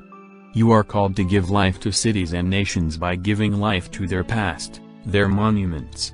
Others are doing the same, and others are also preparing for the harvest in additional ways, but this is your part. As I walked and the eagle continued to soar above me, I felt an urge to strike one of the trees of knowledge with my sword just to see what would happen. "Go ahead," the faint voice above me encouraged. I struck the tree just above the little fence at its base. The sword easily passed through it. I watched to see if it would fall over, but it did not. Then the fruit began to fall from it. Soon it gave off a terrible stench. I looked at the fruit still on the tree, and it was rotting right before my eyes. I backed far enough away so that none of it would fall on me. "That's how the Lord cursed the fig tree," I heard the eagle say from above, also marveling at the sight. "That sword is his word. It can give life, or it can take it. I then stepped close enough to put the torch to the side of the tree. The fire took to the tree as if it was dry paper, consuming it quickly. There was nothing but ashes. A breeze came that blew the ashes away. Soon there was no evidence that the tree had even been there. "Those are divinely powerful weapons," the eagle remarked. "That tree has deceived many people." "That was fast," I responded. "I can't believe it happened so fast." "I wouldn't call 17 years fast," the old eagle retorted, having appeared seemingly out of nowhere. He was obviously irritated. "You have both been very foolish. Remember, time is not the same here. That is why on the earth patience must be joined to your faith, or you will miss the timing of the Lord. We will have to return to clean up this mess," he said, departing as fast as he had come. He seemed to be in a terrible hurry. I still did not know why the old eagle had been so irritated. I could also tell that my young eagle friend was likewise confused. I was sorry that he had not explained it to us. I began to walk again and touch more monuments. Soon I could tell that the day was dawning. It was not as dreary either. I knew the sun would soon break through the fog. Many thought that this city had no future, that its night had come for good, but its greatest day may just be starting, I said to the young eagle who was still with me. I could feel a great hope rising in me for the city. I then noticed that he did not seem to hear. He was trying to look far away into the future. I, too, became lost in my own thoughts. I began to think of the valley, the horse, and the little girl. I wondered if rivers of life were about to begin in this city again. I wondered if there was a connection so that they could flow into the valley also. I became deeply concerned for that brave little girl. Her grace, wisdom, and maturity so far beyond her years made her one of the greatest treasures I had ever found. I wanted to get back, but I knew that what I was being given here, and what I was learning, was part of the plan for her and the valley she was trying to defend. I looked up again at the eagle. He had obviously seen something, but I could not tell if he was rejoicing or alarmed. As I looked up at him, I soon began to feel what he felt. I knew that my training was almost over. The alarm was about to be sounded. A great battle was about to begin. Chapter 7 The Queen. The young eagle landed beside me. "I know what you are about to tell me," I said. The young eagle looked at me with raised eyebrows and then continued with what he had started to say. "Things are happening faster than I thought. For the first time I did not want to fly higher so I could see farther. I was not ready to see what I did. I must gather the other eagles and find our father. The future is very dark. Keep going and I will see you again soon." He was off before I could protest. I was sorry I had been so quick to speak, implying I already knew what he was about to say. I knew his news was bad, but I did not know the details. My stupid pride, I thought. I resolved never to try to do that again. It always seemed to cost me knowledge. I walked on, waving the sword and holding the torch as close as I could, wondering what the young eagle had seen. I then came upon the statue of a lady. She was astonishingly beautiful, and I presumed that she had been an English queen. As I looked at her closely, my heart almost stopped. Not only did I know her face very well, but she was alive and pointing her scepter straight at me. Eagles sat on her and were all around her base like pigeons usually are around statues. They, too, were all looking at me. When she spoke, it was with a dignity I knew very well, and she had an authority which made me tremble. "You're the little girl I left in the valley. How did you get here, and how is it that you are a monument?" I stammered. She did not answer, but she looked at me curiously. One of the eagles then spoke. "You forget that time here is not the same as in the earthly realm. However, this is not the girl you have seen, but she is a descendant of Our Lady." I turned to the lady. "I'm sorry. I was just shocked when I saw you since you look so much alike." The great lady seemed to disregard what I said and continued to hold her scepter out toward me as she began to speak. "Will you awaken mothers to the glory of their calling? Will you give my daughters swords and torches?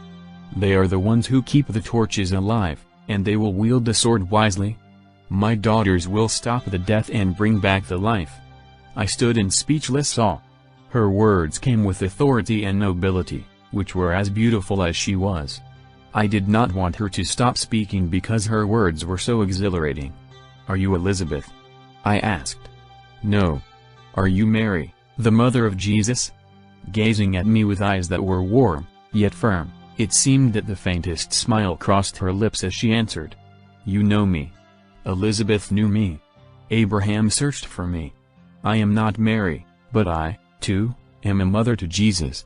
I am Jerusalem above. I am your mother too, because I am the mother of all who worship in spirit and truth. As I looked at her, I thought how she seemed to be motherhood in all of its glory. Her words did not just impart truth, but life, hope, courage, and strength. It was impossible to consider that a woman could be more attractive, and yet there was not a hint of seduction or sexual attraction. I just wanted to get as close to her as I could. Her presence was so warm and inviting that I began to move closer. I could not help but marvel at how anyone who was such a light could be on this avenue of monuments and not wake up the entire city. "Why are you here? Why are you in this city?" I asked. "How could anyone with such grace and life be on this avenue? Why are there not multitudes sitting at your feet? Men have made many monuments to me, but I have never died. Many have tried to bring me down to earth. They have mostly been those who have sat at my feet trying to use me. They try to bring me to earth through their own works rather than faith, which alone can establish me on the earth. You can see me as you do now because of the vision that you have. If your vision was greater, I would be even more to you. You are actually only seeing a little more of me than those who only see a bronze statue. I do have some in this city who have begun to see me as more than just a statue. That is why I am alive here. As their vision grows, I will be revealed more and more to this city. When they start to believe their vision in their hearts and not just their minds, I will be free from this avenue of monuments and will be raised above the palaces and castles of men. When that happens, the king will come to this city." Then she looked at my hands and another faint smile creased her lips. "You have the torch and sword. It is time for them here. No one can see me who does not honor the fathers and mothers. If you honor the fathers and mothers, you will give swords to the sons and the daughters." Her words were like fire and honey together. They burned, but they also sweetened and soothed. I could not imagine anyone not wanting to stay as close to her as possible. She, too, could obviously hear my thoughts, and she answered them. As I said, most only see me as a monument, cold and tarnished. When people begin to see me as I am, they are drawn to me like a nursing child to its mother. I, too, have been made to be a desire of every searching heart. The king and I are one. You must remember this. It takes the light from both the fathers and mothers, sons and daughters, to reveal me as I am. I am much more than you are seeing now, and I am also as the child you met in the valley. No one can see me as I am if they do not see the glory of spiritual motherhood, as well as fatherhood. Because many honored only the fathers and not the mothers, they and their fruit did not remain long on the earth. You must honor the fathers and mothers to bring forth the sons and daughters. No one can see me as I am who does not see the glory in the children. I have the wisdom of the ages and the wisdom of the new birth. It is the wisdom of the fathers and mothers, old and young, which the path of life follows. As I listened, I was drawn to the trees which lined the avenue. It did not escape her notice, and she again answered my thoughts. Yes, the woman was deceived and ate the forbidden fruit first. However, the man ate it even though he knew what he was doing. And does the prophecy not say that the seed of the woman will crush the head of the serpent? I'm sorry, I responded. It's just that I have had so much teaching on how women are so easily deceived that I was actually wondering if anyone could think that way in your presence. I understand why many think this way. But you must now understand this, those who are redeemed are a new creation and are higher than the former creation. The new creation woman is higher than the former. When you become a part of the new creation, your weaknesses are transformed into strengths. Most of those who have the great gifts of discernment on the earth are women. Remember, in the new creation all things become new. That is why those with renewed minds do not judge after the flesh, but after the Spirit. The new creation woman is about to be revealed, and all who see her will honor her. Neither my sons nor my daughters can see me as I am unless they begin to look at me together, opening their hearts to what each other sees. My sons and my daughters must prophesy. You must give torches and swords to my daughters as well as my sons, or you, too, will end up as just another statue on this street. You are concerned that the daughters are easily deceived. All may be deceived, but the wisdom of women could keep you from much folly, like the folly of cutting down that tree. When she said this I shuddered. I knew immediately that something more terrible than I had imagined had happened. I just used my sword to cut down a tree which was bearing evil fruit. How could that have been bad? What kind of problems could that have created? I asked. You did not plant a righteous tree in its place. Now it has sprouted again, and the power of evil within it has multiplied.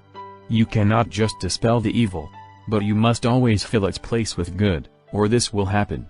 As much as I did not want to leave the presence of this great queen, I turned and began to run back to the place where I had cut down the tree. As I ran, I glanced back for one more look at her great beauty, and I saw her motioning for the eagles to go with me. The deep concern on all of them was so obvious that I stopped. Tell me. How bad is it? I cried out. The great lady looked at me as if she was measuring the depths of my soul. I knew she was considering whether I could handle the answer. She must have concluded that I could not handle it because she said nothing. Then one of the eagles spoke up. You will understand very soon what has happened. We were not ready, and I don't think you are ready for what is now upon us. Even so, we must go now. The battle for this city and many other cities has begun. There was a knock at the door, and I woke up with a start. The clock by the bed flashed 5:55. It was hard for me to get oriented. I felt caught between two worlds. I continued looking at the clock and prayed for the grace to make it through what was coming. I knew there was indeed a bridge between the realms of heaven and earth and that what I had seen was very real. I also thought about how the timing between them was not as it seemed. Sometimes minutes or hours in the heavenly realm turned out to be years on earth. Even so, I knew it was time to wake up. The last battle was really about to begin. Then I realized that there was no one at my bedroom door. I had to sit for a while. I thought about how the Jerusalem above was worth searching for like no other treasure on earth, which is what the church is called to be. There is no question that if she is seen as she really is, the nations will come to her light. Who would not come to her? How badly I wanted every church and believer to get just a glimpse of her, to hear her words, to feel the majesty of her presence, and to know the dignity of her every move. She was womanhood in all of its glory. She is a bride worthy of the King. I was consumed with searching for a way to share what I had seen. I wanted desperately to tell all believers what they were called to be a part of, but my words were too inadequate. She does not belong in the avenue of monuments. She belongs on the highest hill so that all can see her, I thought. But my words seemed as dry and dead as the other monuments. I began to long for the words of life. Then I began to think of the impending battle. A dread came over me like a dark blanket. My strength left me.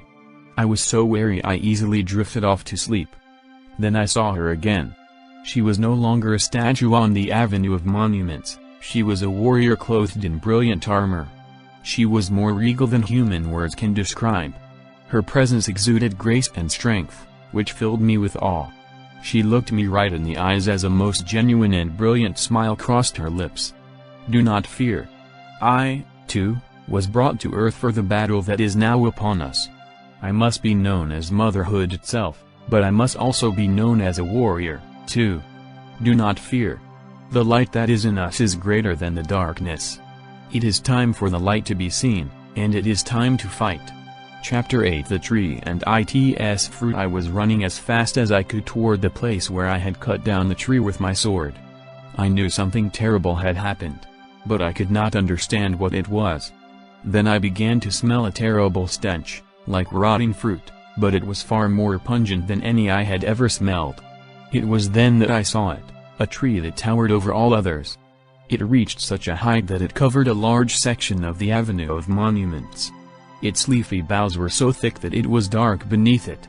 As I proceeded toward it, I began to hear crashing noises which became louder as I moved closer. I slowed down as every sense within was telling me that this was more ominous than anything I had ever faced. I then heard voices. At first there were just a few, but as I got closer it sounded like there were many, maybe hundreds. Then it sounded like thousands. The stench in the air created by this tree wrought a depression that was like a choking fog. I finally had to stop because I just could not bear to go any closer. Then one of the eagles spoke up. "This is not good. Anyone can tell this is not good." I retorted. "It would be a little more helpful to know what this is." "This tree, it is not supposed to be like this," the young eagle said, with an obvious trembling in his voice. "This is the result of your own impatience, ignorance, and immaturity," the old eagle interjected, who had just landed behind me. "What happened? How is this the result of my mistake?" I demanded. "You foolishly cut down one of the trees and did not plant the torch in its place. You know very well that every time you displace the devil, or one of his strongholds, he will try to return, and if he can he will come back many times more powerful." I did not think about that.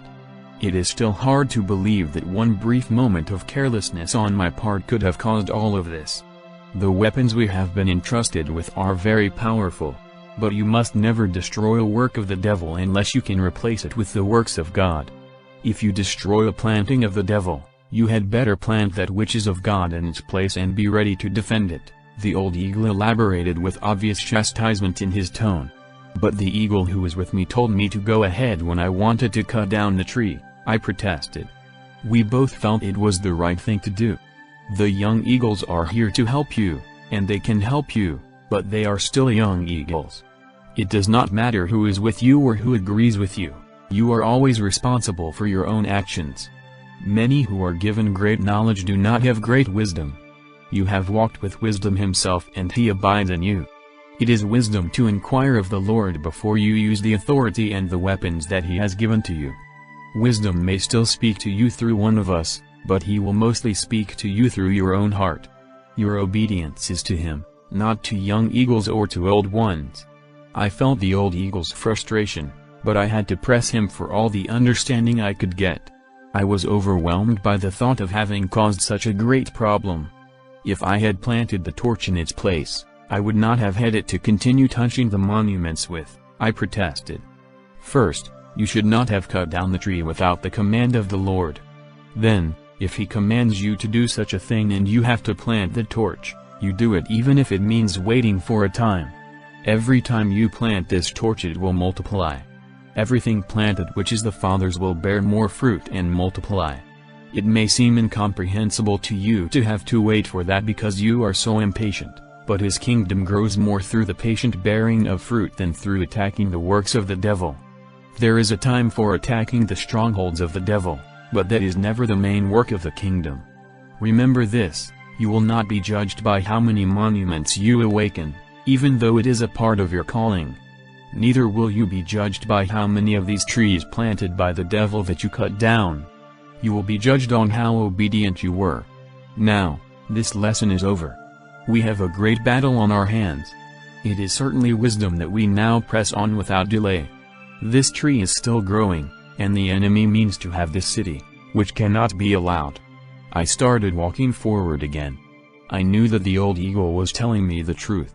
I had foolishly used what had been entrusted to me, and now I had brought on a great conflict which had not been necessary and one that we were not ready for. All of the eagles were walking beside me, including the older one. "Couldn't you be a little more helpful by flying?" I asked. "It is hard to fly in this kind of air," one of them answered with the obvious agreement of the rest. "Hard? Well, it's hard for me to walk, but I know I must do it." "Can you fight on the ground like this?" "Not very well," the old eagle confessed. "You are right. We must fly." With that he lifted slowly into the air, and the others began to follow. They did not go far or very high, and I was glad that they didn't. The farther we walked, the more evil it felt. I did not want to go on. The depression grew into a gripping fear. Soon I wanted to just abandon the whole city and start again somewhere else. If the eagles had not provided the company and covering above me, there is no way I could have continued. Even so, I was going slower and slower. Shortly, I was gasping because of the great stench. While still at a distance from the tree, I could see what was making the crashing noise. It was the fruit dropping from the tree. It was so heavy that it crashed through the roofs of buildings and houses. When it hit the street, it splattered with such force that it was like a bomb. When each one hit, a putrid fog would rise from where it fell. Then I saw where the voices were coming from. There were great crowds of people who had come to eat the fruit. They were devouring it as if it were a delicious delicacy. It was so repulsive that I had to turn away to keep from vomiting. I felt the old eagle standing beside me. "You had better watch this," he demanded. "You must understand what the fruit is doing to the people. Wave the sword. Hold up the torch." I looked down at the sword and torch that I had in my hands. I had almost forgotten them and was just dragging them along. As I began to wave the sword, a gentle, refreshing breeze began to blow around us. It was like getting oxygen again. I waved it more and more until I could see that the breeze was touching the eagles who were hovering above. With the fresh air, our vision improved quickly. Slowly confidence began to replace our fears. I then lifted the torch as high as I could. The torch was growing brighter because of the breeze that the sword had released. Hope and resolve began to displace the depression in our group. With the sword and torch we were creating our own atmosphere. As I looked up I could tell that the eagles all felt the thrill of flying. Great faith began rising in all of us for the coming battle. The weapons which had been given to us were greater than what we were facing. I began praying earnestly for the wisdom to use them the right way this time. I started to move ahead but was arrested by the old eagle who barked, "Stop! Do not go one step farther." I froze in my tracks. "What's the matter?" I asked, stunned a bit by the force of his command. "You were all about to be killed. It is good to have courage, but do you not have any wisdom at all? What are you talking about?" I demanded. "How were we about to be killed? What we have is obviously much more powerful than any weapon of the enemy." "That is true, but the fruit falling from this tree could have wiped you all out at once. As I said before, we need to stand here and watch what the fruit is doing to the people. We must be sure to go only where there is no fruit about to fall." I knew right away that the old eagle was right. I felt as foolish and immature as a child. I apologized. I could tell the young eagles all felt chastised as well. I then began to watch the people who were the closest to us and were eating the fruit. I started waving the sword again, which I had stopped doing for just a few moments after the old eagle's rebuke. I was surprised by how foul the air had become in just those few moments. As I raised the torch again, light came back into our eyes so that we could see better. However, it soon became obvious that the people in the fog could not see us at all. They seemed to be almost totally blind, only able to see for a few feet or so. This caused them to grope like animals for the fruit for which they seemed ravenously hungry. As the people ate the fruit, they became pale and grew thinner. Some were gorging the fruit down as if they were starving, and the faster they ate, the faster they lost weight as diarrhea was flowing from them. This was a large part of the stench, but these people did not seem to even notice. As they continued to eat, sores began to grow on them. The pain from the sores was obviously excruciating as they brushed up against one another, causing them to strike at the person they had touched. This drove the people farther and farther from each other. We watched until those we were observing began to die. Some began to kill others who got close to them. Violence was growing, and so was the paranoia and depression. I could not imagine a scene out of hell itself being any worse. The devil does not just like to kill, but he loves to torment, the old eagle remarked. In everything he does, he tries to reduce human beings to the lowest animal state. He thinks if he can cause such humiliation to men who were made in the image of God, it is a way to mock God himself. It was a terrible, grotesque sight, and steadily getting worse. As the depravity grew, it was soon hard to believe that these were humans. A pack of dogs has more dignity, I thought. I then noticed the blood on the ground. It was being sucked into the earth as if by a slow, but powerful, vacuum cleaner. As I watched, I could tell it was being drawn into the roots of the tree. The blood was its food. In the place where there was a terrible battle and much death, I looked up and could see that the branches above it were growing faster and producing more of the deadly fruit. "We can wait no longer, or the whole city will be lost," one of the eagles cried out. "We must do something."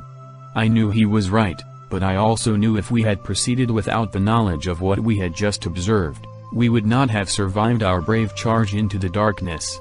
I also began to feel that anyone who was working for peace on earth was doing the Lord's work. Any kind of bloodshed was feeding the root of these evil trees, which were producing this evil fruit, and were increasing the evil one's grip on the earth. "What should we do?" I asked the old eagle. "That is why you are here," he responded. "I can give you knowledge and sometimes wisdom, but it is not my place to lead in a battle like this. But it was my foolishness which led to this, and then I almost got us killed." I protested. "Certainly I am not the one to lead in a fight like this." "Maybe you are now humble and teachable enough to do just that," the old eagle retorted, obviously resolute that he was not going to lead, and I was. I knew there was no time to argue, so I just did what I felt needed to be done until an obvious leader appeared. I called all of the eagles together and organized them into 2 groups, appointing leaders for each one.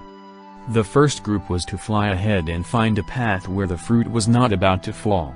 They were also to attack any fruit that they could obviously make fall prematurely. This would help clear the path more, and hopefully the premature fruit would be too unripe for the people on the ground to eat. The second group was to go behind the first. They were to look for any fruit that had been missed or was growing so fast that it became a threat to us. I asked the old eagle to stay close to me, which he agreed to do. As I began to walk forward, the eagles all flew ahead to do their jobs. I continued waving the sword and raising the torch. As I did this, I felt strength flowing into my arms, and even my feet began to feel lighter. Soon this was purifying the air and giving light for a good distance. This was crucial because the eagles could go no farther than the light from the torch and air from the sword, or they would choke and start getting sick. After proceeding slowly for what seemed to be hours, we began to hear a terrible commotion in the distance. There were thousands of raging voices. A chill went through us all. I could even tell that the old eagle was growing tense. Obviously, a great battle was taking place ahead. Did we dare to continue? Who was fighting? Where was our leader? I looked back to see if anyone was coming to help us. I could not see or hear anyone, but I did notice that fruit was again falling on the path not far behind us. I just could not believe how quickly it was growing. I also knew that we were trapped. We could not go back, and we could not stay where we were. There was nowhere to go but forward, and I did not need the old eagle to tell me that. Chapter 9 The warriors I called a quick conference with the leaders of both groups of eagles. They, too, had already seen our situation. We were now as closed in behind as we were in front, but we were also ready to keep going forward. I asked them to fly as high and as far ahead as they could and report back anything of significance that they saw just as quickly as possible. As we moved ahead, we grew steadily closer to the clamor of a great battle. It was not long before one of the eagles came to report what they were seeing. There was a group of about 200 people with small swords and small lamps. Some of the swords were little more than knives, but they were brave and skilled in using them. They were fighting to hold back what appeared to be a mob, which consisted of thousands. This little band who was fighting the mob had barely enough light to see, and the air they were breathing was thick with death and depression. They had built barricades and were courageously holding their ground as the mob threw the rotten, poisonous fruit at them. This fruit was so toxic that it would kill or severely wound anyone who was hit by it. This little band was dodging it skillfully, but it was obvious that they were weary and could not hold out much longer. I was not sure what our little group could do to help against such a horde, but I knew we had to do something. The old eagle and I approached the scene. Before they saw us, we were able to get very close to the mob because their vision was so poor. When they did see us, they began throwing the fruit at us. They were too far away to hit us, so some of them started to run toward us. The young eagles swooped down in front of them, and they stopped in their tracks, obviously terrified by the eagles. I then took just a few steps toward them, hoping the fresh air and light from the sword and torch would awaken them from the darkness. As soon as the light and fresh air touched them, They started fleeing back into the darkness in a great panic. One of the eagles from above dropped down to tell us the mob was just out of sight and was regrouping. For some reason they were enraged, and it was obvious that they were not going to stop trying to destroy the little band. I walked over and approached the barricade. A man and a woman who were evidently leaders stepped forward. They seemed glad to see us, but wary at the same time. I told them my name and how impressed we were with their great courage. "We know who you are," the woman replied. "Your books have helped us. If they have helped you, why do you feel so wary of me?" I asked. "We are not so wary of you as much as we are of those pigeons who are with you. We're wondering why they would be with you," the man explained, obviously trying to hide his irritation, but not doing it very well. "Those are not pigeons, they're eagles," I shot back, trying to control my own irritation. The man and the woman both looked at me with disbelief. I could tell they were wrestling with not wanting to insult me, but wanting very much to show their scorn for the eagles.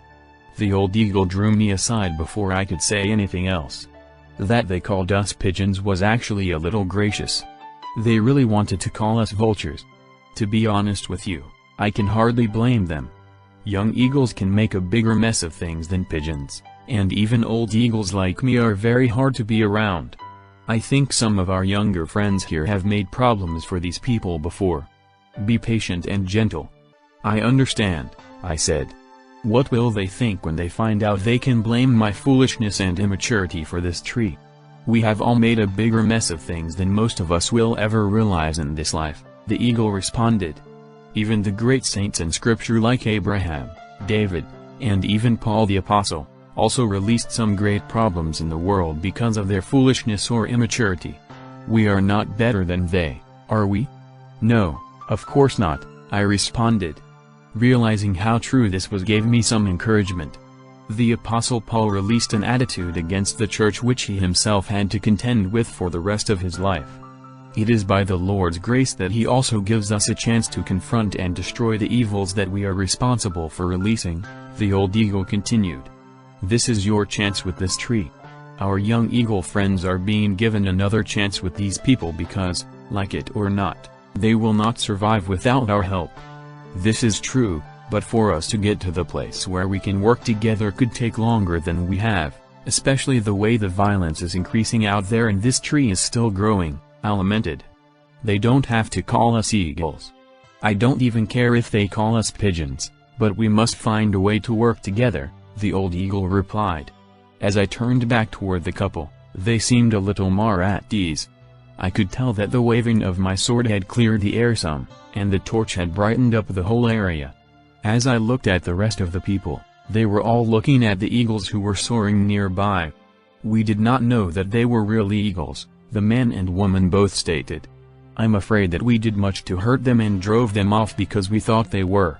Well, I'm very ashamed, but we actually thought that they were vultures. The old eagle began to speak when one of the younger ones who had landed interjected, We are eagles, but we know what a mess we made when we were with you. We do not blame you for thinking what you did about us or for driving us away. In fact, you did the right thing. We are the ones who should be apologizing. We are all very sorry for the trouble we caused you and what we did to your congregation. I just kept waving the sword, holding up the torch and watching. This is really what it means to clear the air, I thought. It was very touching, but I was still surprised when I turned to the old eagle and saw tears running down his face. When he saw me he was a bit embarrassed but apparently too happy to care very much. I have waited to see this for many years. Few things are more beautiful than this, he offered. I understand, I said, trying to make both of us feel a little more comfortable. I suppose if I knew the whole story here I would be as moved as you are. If you knew the whole story, you would know that we are witnessing a great miracle. In fact, it is such a miracle that it gives me confidence for this battle that we have gotten ourselves into. What do you mean we? I think I am really the one who got us into this. If we're going to win, we must stand together and cover each other's mistakes, the old eagle stated. There was an eagle present with you when you did what you did, so we are all in this together. I, too, knew that it could happen but did not go to warn you. No, We are all responsible. The atmosphere around the little band and their barricades had obviously changed. I was surprised by how quickly the wariness I felt at first had been changed into trust with just a few apologies and a little humility. It was obvious that we could not face what was ahead if we were fighting among ourselves, and this reconciliation had to happen. I would have never dreamed it could have happened this fast. If the Eagles had been offended by what they were called at first, I knew there was no way we would survive the coming battle. In fact, we could well have been fighting in two directions at once, which was sure to lead to a quick defeat. Finally, we all turned to look toward the darkness. The falling fruit was now coming down at such a rate that it sounded like distant thunder. It seemed the darkness beyond our little area was getting darker, if that was possible. I looked at the old eagle, and we both knew that we had to get going again soon. I turned to the couple and said, "As wonderful as it has been to meet you and for you to be reconciled with my friends here, we do not have much time. We must try to destroy the root of this tree soon or the city will be lost. Please, you must not leave us," the woman cried, who was quickly followed by a chorus of many others. "You have brought us such hope and vision again. We need you and the eagles." I looked at the old eagle and knew we were thinking the same thing. If we left these people, the horde beyond the light would come sweeping back upon them. They were almost overwhelmed when we came to them, and they would not last long after we left. "What can we do for them?" I asked the eagle. "If we do not get to the root of this tree to cut it off soon, these and all of the others in this city who are fighting will be destroyed anyway. We must go on, but we can help them. Gather all of your leaders quickly," the eagle demanded of the couple. While the leaders of the group were gathering, the man and woman who I had first addressed drew me aside and began to admonish me. "You cannot make it to the root of the tree. Just a few years ago we could walk freely anywhere in this city. Even those who hated us treated us with a little respect, but now they are all trying to either make us eat the fruit of the tree or kill us. There used to be many other congregations in the city like ours, some had thousands of people. There were whole movements based here with congregations all over the world. Now we are the only ones left. If you stay with us, we can hold out, we may even take some ground back and continue to be a light to this city until the Lord returns. If you go, you will perish and so will we, and there will be no witness at all in this city. Are you sure that you are the only congregation left in the city?" I asked. "Quite sure. We were in fact one of the largest and strongest churches in the city. We have been reduced down to this, so I do not think that there could be any others left. If there are any others left, we would have at least heard their battle. We have not heard anything in a long time, and we have not had any more join us from any of the other groups for a long time. We must be all who are left in this city," the woman stated. "Other churches used to be an irritation to us, but now we would give anything to know that there were others. Believe me. We just don't think that there are now." "Let's see what the old eagle has in mind," I replied. "I know eagles quite well now, and they will not do well staying in one place like this, fighting behind a barricade. They would become pigeons, or worse, if they are made to do that kind of thing. If they are not allowed to fly, they will not be any good to you and may be just another problem, which you sure do not need right now. Then let them go and attack the root of the tree, and you stay with us," the woman said. I thought about this. As I looked out into the darkness, it was not very appealing to think about going out into it again. I also knew that the eagles would not be able to get far at all without the light and sword which I was carrying. There did not seem to be a solution. I could not let the eagles go alone, I began to explain. They would not make it. I learned a long time ago that I could not make it far without them, and, in spite of the trouble they sometimes are, I no longer want to be where they are not close. I'm afraid that the eagles and I are a package deal." "You're right," the man said. "You belong with the eagles. I'm sorry for even trying to separate you from them," the woman also offered, very sincerely. I turned to the old eagle, wondering if he had any kind of solution to our dilemma. When the couple turned to him, obviously wanting to know what he thought, he began to speak. "There is only one solution," he said. "We must all fight together until we get to the root of the tree and destroy it. I immediately saw the wisdom in this, but I did not expect the little group to take it well. As expected, some immediately began to protest. "We've fought for this ground for many years," one man blurted out. "You don't expect us to just leave all of this behind to follow you and the Eagles, do you?" There was silence for a few moments, as everyone seemed to consider this. Then one of the young Eagles interjected. "When we first saw the fight you were in, I had never seen such courage. I can understand how you must feel. You have fought long and hard for this ground and have obviously lost many in its defense.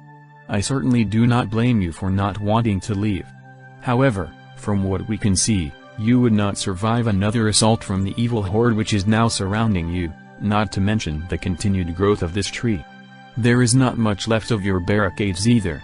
I don't think any of us have a choice but to go forward. Our only hope is to put an axe to the root of that tree." The old eagle then continued, "It is true. You could not have lasted any longer had we not come along, and we could not have gone much farther without some help. It seems that the Lord has brought us together at this time. We need each other, and there seems to be only one possible choice as to what we must do." "Of course you are right," the leader finally said.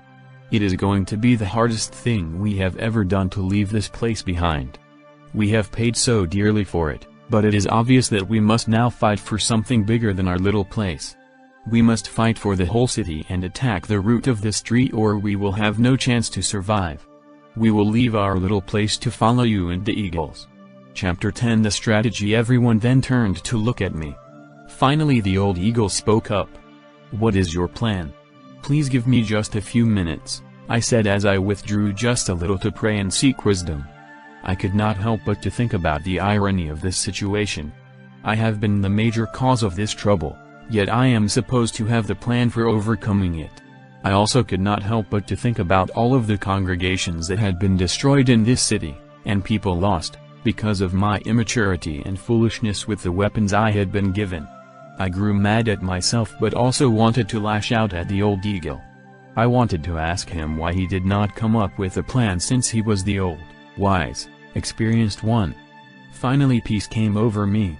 I knew this was not a time for bickering and that a statement like that would only sow doubt in everyone. They did not need any more of that.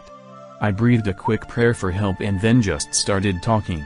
"I need to know your leaders and all of the capabilities they have," I said to the man and woman leading the little band.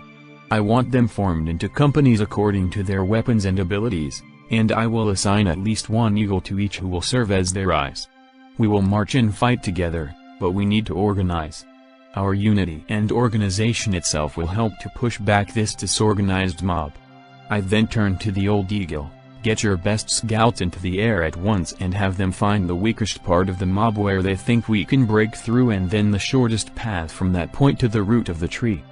"Done," he replied, and immediately began sending the scouts out. "Please report to me the information I need as soon as you get it," I said to both the old eagle and the man and woman. "We would like to have this mature eagle come and help us determine our weapons and strengths," the woman asked, partly looking at me and partly to the old eagle. "That is a very good idea," I responded, and the old eagle acknowledged by going with them. I then went to sit down to think and pray. When I did, the weight of what I had caused settled over me. I could not keep back the grief for all of the great churches which had been destroyed in this city. It had once been renowned for its culture and empire, and now I knew it was known more for the stench of this rotten tree and its fruit. The mob had thought that the fruit was good food, and they had obviously come from around the world to eat what was in fact killing them. It then occurred to me that if we succeeded in cutting it off at the root, these people would think that we had deprived them of their source of food. "You give them something to eat," a voice behind me said. When I turned to see who it was, I was astonished. It was the girl from the valley. "What are you doing here?" I asked. "I have been fighting with these people." "How did you get here?" I asked, still amazed to see her. "I don't think you know me," she replied. "I understand that there are many who look like me in other places. You must be mistaking me for one of them. Your likeness is remarkable if you are not the same person I was thinking you were. Looking at you more closely, I can tell that there is a little difference. But you must be sisters, if not twins." And how did you know what I was thinking? Some people think louder than others. I can sometimes hear other people's thoughts. I am gifted that way so I can help people. I see, but you did not just hear my thoughts, you told me what to do. Where did you get that? How could I give them food to eat? My gift is to know people by the Spirit, not just by appearances. This gift awakened in me when I started spending time with the eagles. That is one of the things they do best, awaken the gifts which are in others. How did you do that when everyone here was so offended by them? I had to do it in secret, but I had to do it. Most of the younger ones here have also learned from the eagles. They taught us to hear the voice of the Lord. The Lord was the one who told me to tell you what I just did. You seem very sure of that for one so young, I replied. Can you tell me more? I don't really understand what I did tell you, or how you could feed those people, but I know it was the Lord who told me to tell you. One of the first things the eagles teach is that you do not need to understand to obey, but after you obey you will start to understand, the little girl replied with a disarming attitude of confidence and humility. As I have continued to look at you, I know that you are a teacher and a shepherd, she continued. It is your job to give the sheep their food at the right time. The Lord must have had me tell you what I did because those people must be his sheep too. They just don't know it yet. I think it would help us to look at everyone that way. To win this fight, it won't be by hurting those people, but by helping them. You are amazing. What else can you tell me that will help me? I asked, feeling she was certainly one who spoke for the Lord. I can tell you that most of the ones who are very gifted and effective in both fighting and dodging the evil are the very young ones. If our leaders would have recognized this, we would not be nearly as small as we are, but we would have many thousands. If the congregations that have disappeared would have understood this, they would not have died. I believe I am here to tell you that if you will choose your leaders according to their anointings and gifts, instead of by their ages or appearances, you will succeed. I knew right away that this was the word of the Lord. Please go, find, and bring to me the man and woman who are your leaders as well as the old eagle, I said. As soon as they walked up, I could tell that it had not been going too well in identifying the weapons and strengths of the people who were left. So, you've had a hard time agreeing, I said, stating the obvious. Yes, the man replied. I appreciate the wisdom and gift of such a mature eagle, but he does not know these people like I do. I have been with them for many years. Some of the things he says about them I know to be the very opposite of the way they really are. We are having a hard time agreeing on just about everyone. What do you say to this? I asked the old eagle. It's true. I don't think we've agreed on anyone. Sir, I said to the man, the main reason your congregation has become so small is not because of the battle that you are in, it is because you have not discerned the gifts and callings of the people. This not only stunned the man, but had obviously offended him. I waited for a minute before continuing. There was a time when you could gather great crowds of people. You did it in a number of ways that worked, but the times have changed and you did not. You are a great leader, and you have fought valiantly for the truth with remarkable endurance, but the only ones who can survive and prevail in this battle are those who spend as much time making other leaders as they do leading. This has been your weakness, and the others, those you think of as leaders, are also weak. I could tell the man was now even more offended and wanted to argue, but he restrained himself. He had been so humbled by continual defeats and was now so desperate that he was at least to a small degree open to considering that he had been wrong in some things, maybe even very wrong in his approach to both the battle and the leading of his people. As I watched him calm his own spirit down, I continued. Sir, please do not think I am implying that you have not done anything right. Your courage and endurance will be the foundation for which any future victory will be built upon. However, I think you must admit something very basic has not been working. Obviously, there must be a change in the way things are done, or the results will just be the same. There is a reason why you need the eagles. We must find the true leaders and raise them up quickly. I know you're right, the man finally offered. I have been a failure in this, and now I can see it is why we lost so many battles. And so many people. I just did not see it. I guess that is why I needed the eagles, to see what I could not see for myself. I'll do whatever you say. I know there must be a change, and this is obviously it. I just hope it is not too late. Again, I think you are proving to be a true leader, I said. The eagles can see, but they are not usually very good at leading. You really do need each other. For you to have the humility to acknowledge this will encourage your people, not discourage them. I do not think it is too late or we would not be here. I have learned that when something seems impossible, the Lord is about to move.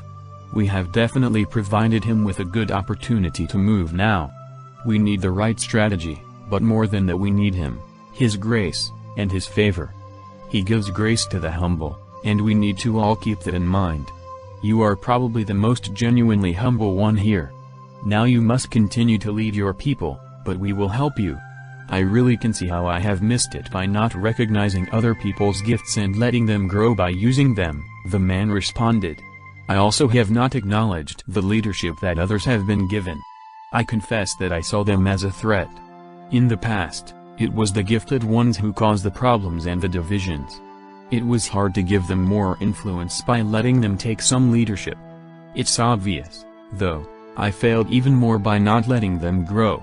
Sir, if you only knew how badly I have failed and the kind of trouble my lack of wisdom and immaturity have caused, I think it would make all the trouble that either you or the young eagles have caused seem pretty mild, I replied.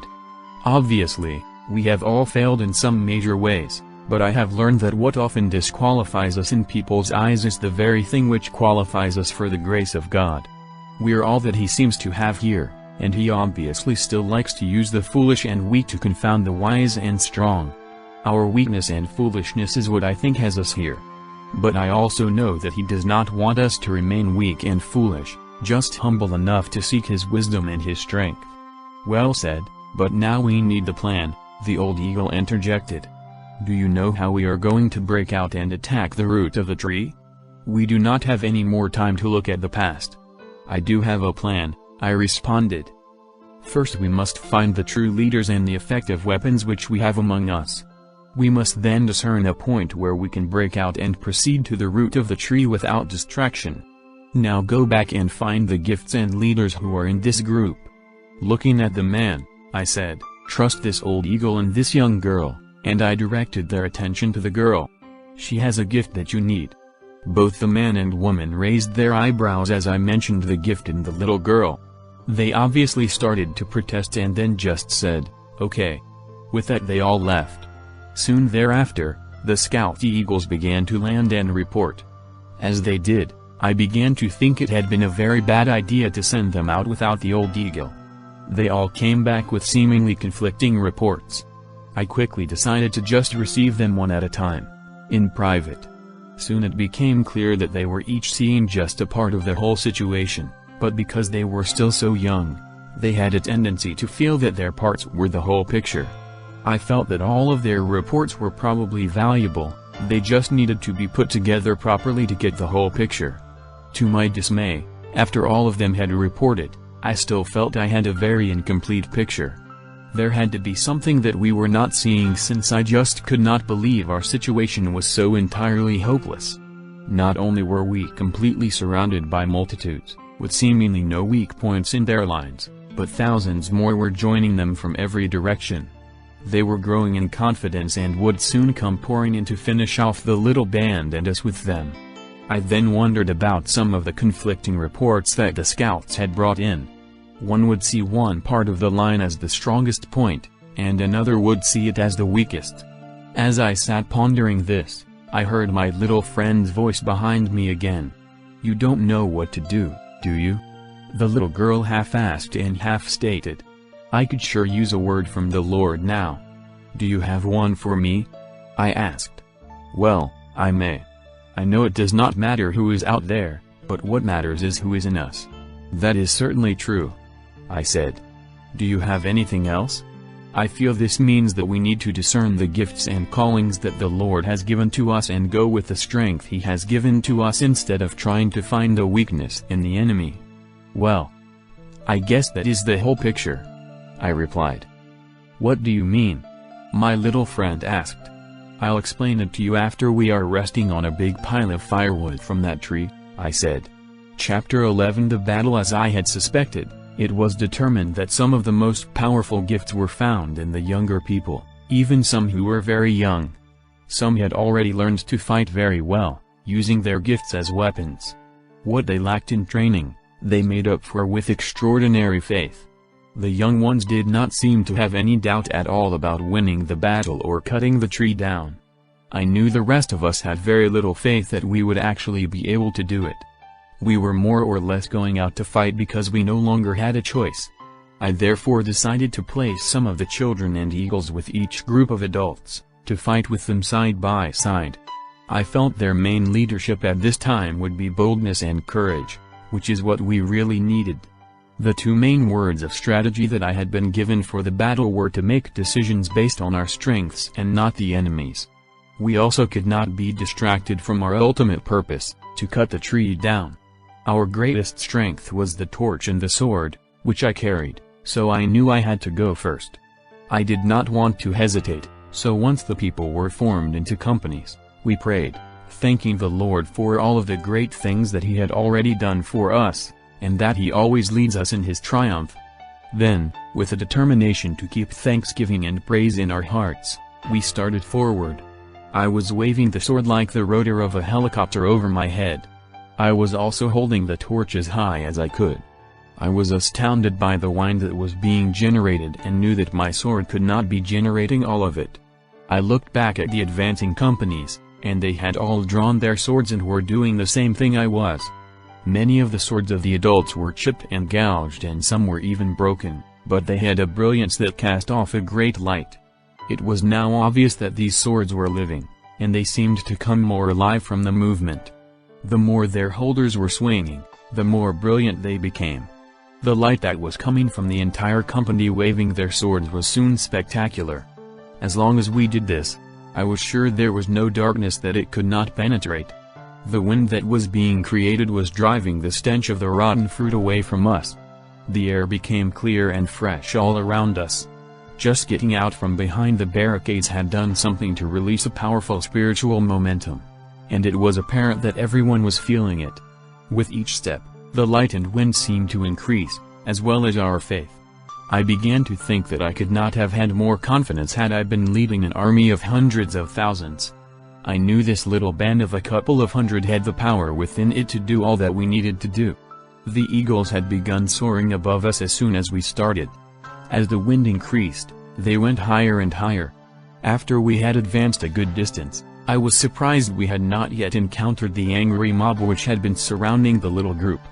I was also surprised that none of the evil fruit had fallen on us from the branches of the tree which we were marching under.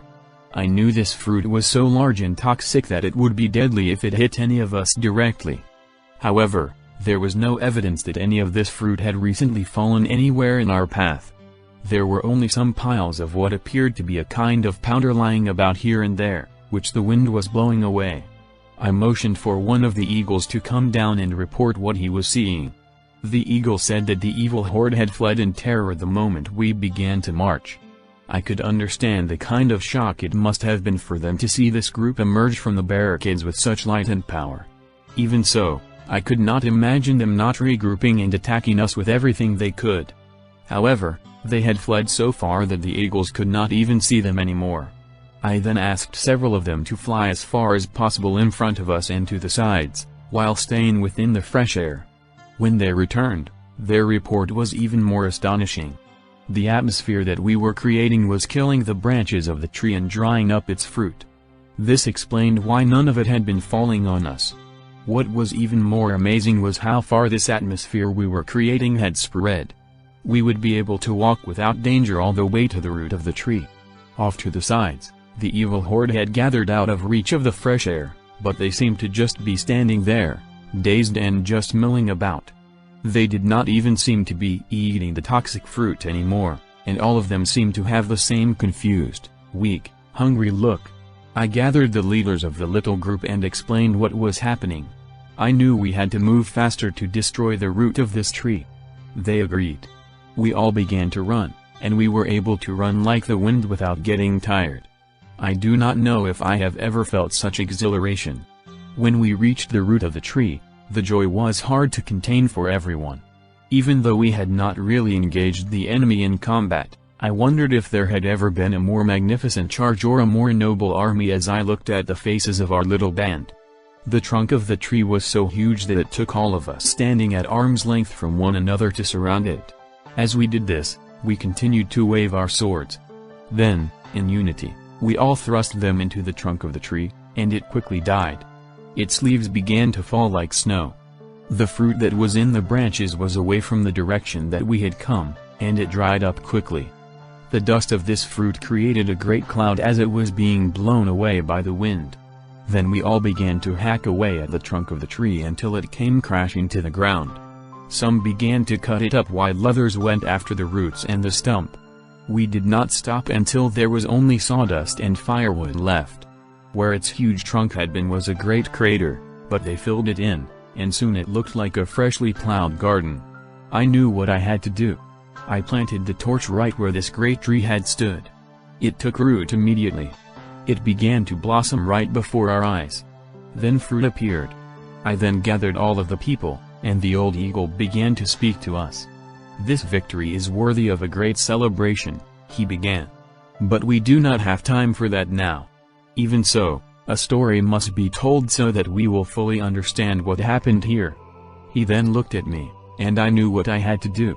This terrible thing happened because I used my sword to cut down a small tree but failed to plant a tree of life in its place. The king has shown me mercy by letting me see my great mistake corrected. That has now been done, and fruit of the tree of life is already growing where death so recently prevailed. By this we can remember that life is stronger than death. The spiritual atmosphere of a good part of this city has been changed now. On the outer edges of it are multitudes of hungry people who are now ready to eat the fruit of this tree. You must take it to them. There will be many great churches here again, all of which will be fortresses of truth and life. You must remember that you are all one. The old eagle again interjected, "We will have eternity to celebrate our victories here. There will be a great memorial in heaven to this one. You have learned what many before you learned, that one can put 1,000 to flight, and two can put 10,000 to flight. See Deuteronomy 32 hours 30 minutes. Now you are going to learn that one can gather 1,000, and two of you together can gather 10,000. You are about to gather a great harvest here. Soon multitudes from all over the earth will also be coming to you. They are coming because of the light, the fresh spiritual air that is here, and the fruit of this tree. They are not coming for you or for me. We did nothing today but believe and obey, and for many of us we only did this because there was no other choice. Let us not become arrogant, but humbled by what happened here. Even so, every one of you must now lead many. You must lead them here to eat this fruit. You must give them swords and teach them the power of the sword. You will have only led them well when they, too, become leaders. In this way the victory will continue to multiply. Always remember what happens when you begin to build barricades to hide behind. Now go and make disciples of the great multitudes who are now wandering around this city. They will now hear the call. Chapter 12. The covering. Again I awoke in my hotel room. Even though I knew it had been a vision, it seemed very real. I wanted to write it all down quickly so that I would not forget it. It was still raining and dreary outside, but I felt energized, as if I was still able to breathe some of the atmosphere of heaven. Then suddenly I was sitting on a huge white horse. It seemed to be the one that I had found in the valley with the little girl.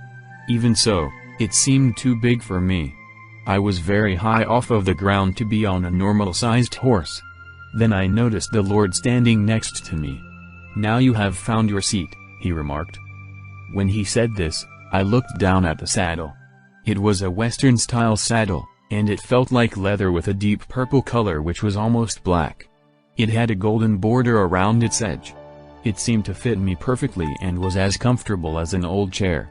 "Lord, the saddle is perfect," I said. I wondered how I would get on and off the horse because it was so tall. Then, as I looked at the horse's feet, I saw that they were not touching the ground, but we were hovering several feet in the air. "This is not a normal horse," the Lord continued. "It can lift you above the earth. When you are on this horse, your journey does not have to follow the contour of the earth. but you can rise above any earthly conditions. Lord, is this the same horse I saw with the little girl in the valley? Yes, it is the same, and it is your mission. It is from the one I will ride when I return, the one that I was given by my Father. They are given to those who are preparing the way for my return. Many have ridden them in the past, and many must yet ride them in your time. This is the mission that has been given to you from above. When you have learned to ride this horse, you must then teach others how to ride their horses. I thought about the little girl in the valley and the one who had just fought with us to kill the evil tree. They were already great warriors and wise far beyond their years. If there are many like them, I knew they would soon be the greatest spiritual force the world has ever known. I also knew that this horse was capable of wonders I could not yet even imagine. I wondered what an army of children would be like if they all had horses like this. You live in the day of great wonders, the Lord said, taking the reins of the horse in his hand and beginning to walk. Heaven is a place of continual marvel and awe, and those who I am about to send forth will bring many of those wonders to the earth. The children that you are about to meet are for signs and wonders. They will soon go forth to my last mission on the earth before I return. When we had gone just a few feet, we entered a great hall. There was a long line of people on either side as we passed, and they were all dressed in various clothes from different eras. When we came to the center of the hall, we stopped, and all of the people gathered in front of us. These are the ones who helped to prepare you for your purpose. You have received from their teachings or from their stories. They are your witnesses. You are representing them as you are me, just as those you have a part in preparing will also represent you. We are all one in the great purpose of the Father, the restoration of man and the earth to their purpose. As I sat on the horse, each one of these people came up to the Lord and bowed and then looked me in the eye and gave me a word, such as be strong, be fearless, be gentle, love your neighbors, follow the King. This went on for what must have been several hours, but I would have liked for it to last longer. I felt a special bonding and impartation as I looked at them and they spoke to me. Some I was quite sure I recognized, and others I had no idea what their names were, but I still somehow knew them. I especially watched them as they approached the Lord. It was obvious they were all his special friends and were great friends with one another. It was a glorious experience to be with them and to be spoken to by them. I had a yearning in my heart to be one of them. There was a nobility and grace upon them which was far beyond mere human elegance. When the last one in the procession had finished, the Lord turned to me and said, "You will join them soon enough, but you have work to do first. They are not complete without you. Neither are you complete without them. This is also true of those who are to be called through you and the messengers in your time. Their words will help to keep you on the path that has been chosen for you. You can also give their words to others to keep them on their path. All of those who have life have come from me." Then two of them approached with a large purple cape which had the same kind of gold border as the saddle. They gave it to the Lord. He examined it and then put it on me, locking the clasp at the front. It was so large that it not only covered me, but covered the horse's entire body. I looked around at the crowd and then looked back at the cape. I was astonished that it was now a bright red. When I closed my eyes and opened them, it had turned into a blue more glorious than I had ever seen. I closed my eyes again and opened them and it had turned to a pure white. All of these had the same gold border. "This is your covering," the Lord said. "It will cover you and your mission. Only here can you see it as you do now. In the realm of earth it looks very different. On earth it is very humble. This is what protects your heart and the heart of your mission. As long as you wear this, you will walk in my grace and authority. Remember this cloak as it really is. It will protect you from the coldness of the evil times that you must walk through." Then the Lord motioned for me to step down from the horse, which knelt low for me to do so. I knew that I should also kneel and did so. The Lord handed me the reins as I knelt down beside the horse. Then the Lord poured oil all over my head and began to rub it into my hair like shampoo. "This is the oil of unity," he said as he continued to rub it in. As he did this, I felt the oil penetrate deeply within my mind. Peace and clarity took the place of my usual raging thoughts, which often seemed out of my control. Then I felt the love which I had felt just a few times before. This love caused me to love everything deeply that I looked upon. Of all of the glorious experiences I had received in the heavenly realm, this love was the most wonderful of all. I did not want the Lord to stop until this love had penetrated every cell of my being. I desperately wanted to keep this feeling. Then the Lord stopped, long before I was ready. This oil of unity is the anointing, the Lord started as He lifted me to my feet to look me right in the eyes. What I have given to you, I give to all of my people. I pour my anointing on each one to cleanse their minds. However, where you must walk on the earth, there is much dust and dirt, which will be thrown at you every day. You must learn to come to me to be cleansed again whenever your mind has been soiled. As you do this often, you will not be able to stand any of the filth in this world in your mind, but you will love the purity and clear vision which comes only by this anointing of the Holy Spirit. Holiness is the nature of heaven, and it must be your devotion. True holiness is true love.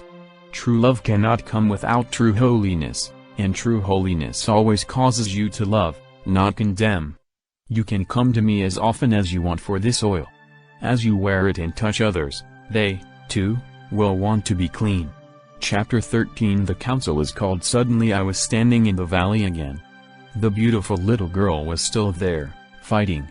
She was bruised, bleeding, and covered with dirt. Even so, as she looked up at me, I could see her eyes were as filled with fight and resolve as when I had left her. I looked down at my cloak, now a simple brown, humble fabric. Under it I saw a flash of armor. I had the sword and a flask, which contained the oil. I poured some of this on the edge of my cloak and began washing the little girl's face. She looked deeply into my eyes with a seriousness uncommon for any child. "They are coming faster now," she started. "They are making more progress than ever before because they are not fighting as much among themselves. I do not know if we can hold this valley long without help." "Help is coming, but I must first teach you to ride the horse," I answered. She looked past me to the horse, which was standing just behind me. "Have you learned to ride him?" she asked.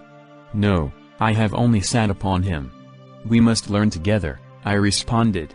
The clamor from the evil horde rose to a terrible crescendo. With that I poured the rest of my oil on her head and began to rub it in. I looked down at what should have been an empty flask, but it was full again. I kept pouring it on her until she seemed to be clean. I then lifted her up on the horse and handed her the reins. "You are going to have to learn to ride this horse in the middle of a battle," I said. "Then I shall feel quite at home," she responded. I don't think I have ever known a time in my life without battle. This touched me deeply. I felt very sorry for this young girl who had already been through so much. I thought that she may truly have never known peace or rest from the struggle in her entire life. A deep desire came over me to take her away to a place where she could just be a little girl, be in a family, play little girl games. "Don't even think about it."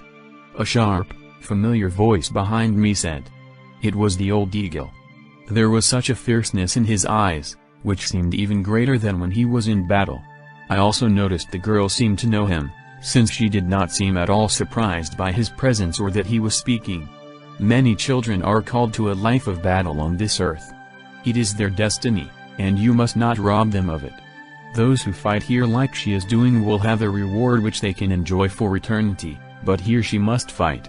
Were my thoughts so far out of line? I protested. I was just feeling a little sorry that one so young had to go through so much.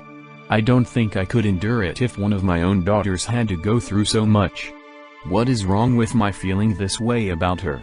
The attention of all three of us was drawn to the clamor of the evil host which was now very near and obviously advancing. Then the old eagle looked at me with an unrelenting fierceness in his eyes, which I will never forget, as he continued. The power that is in her is as great as the power in you.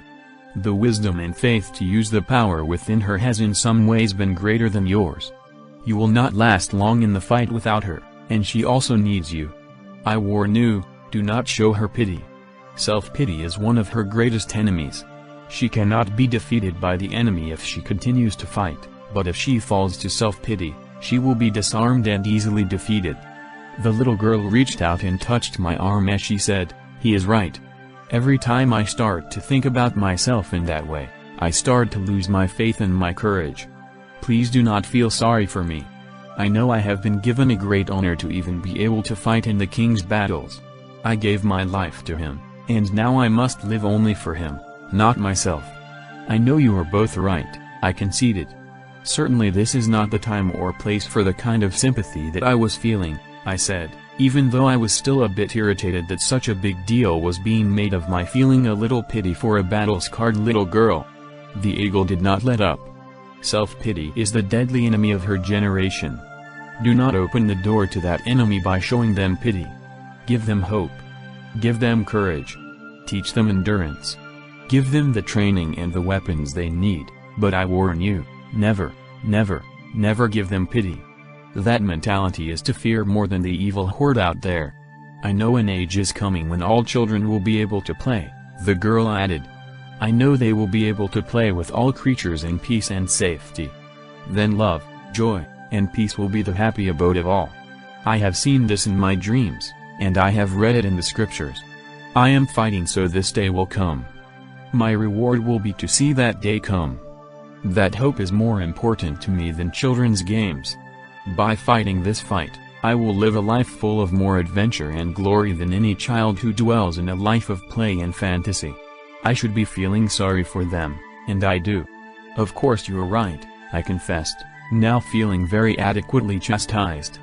I really am going to have to become like this child to enter the kingdom, I thought to myself.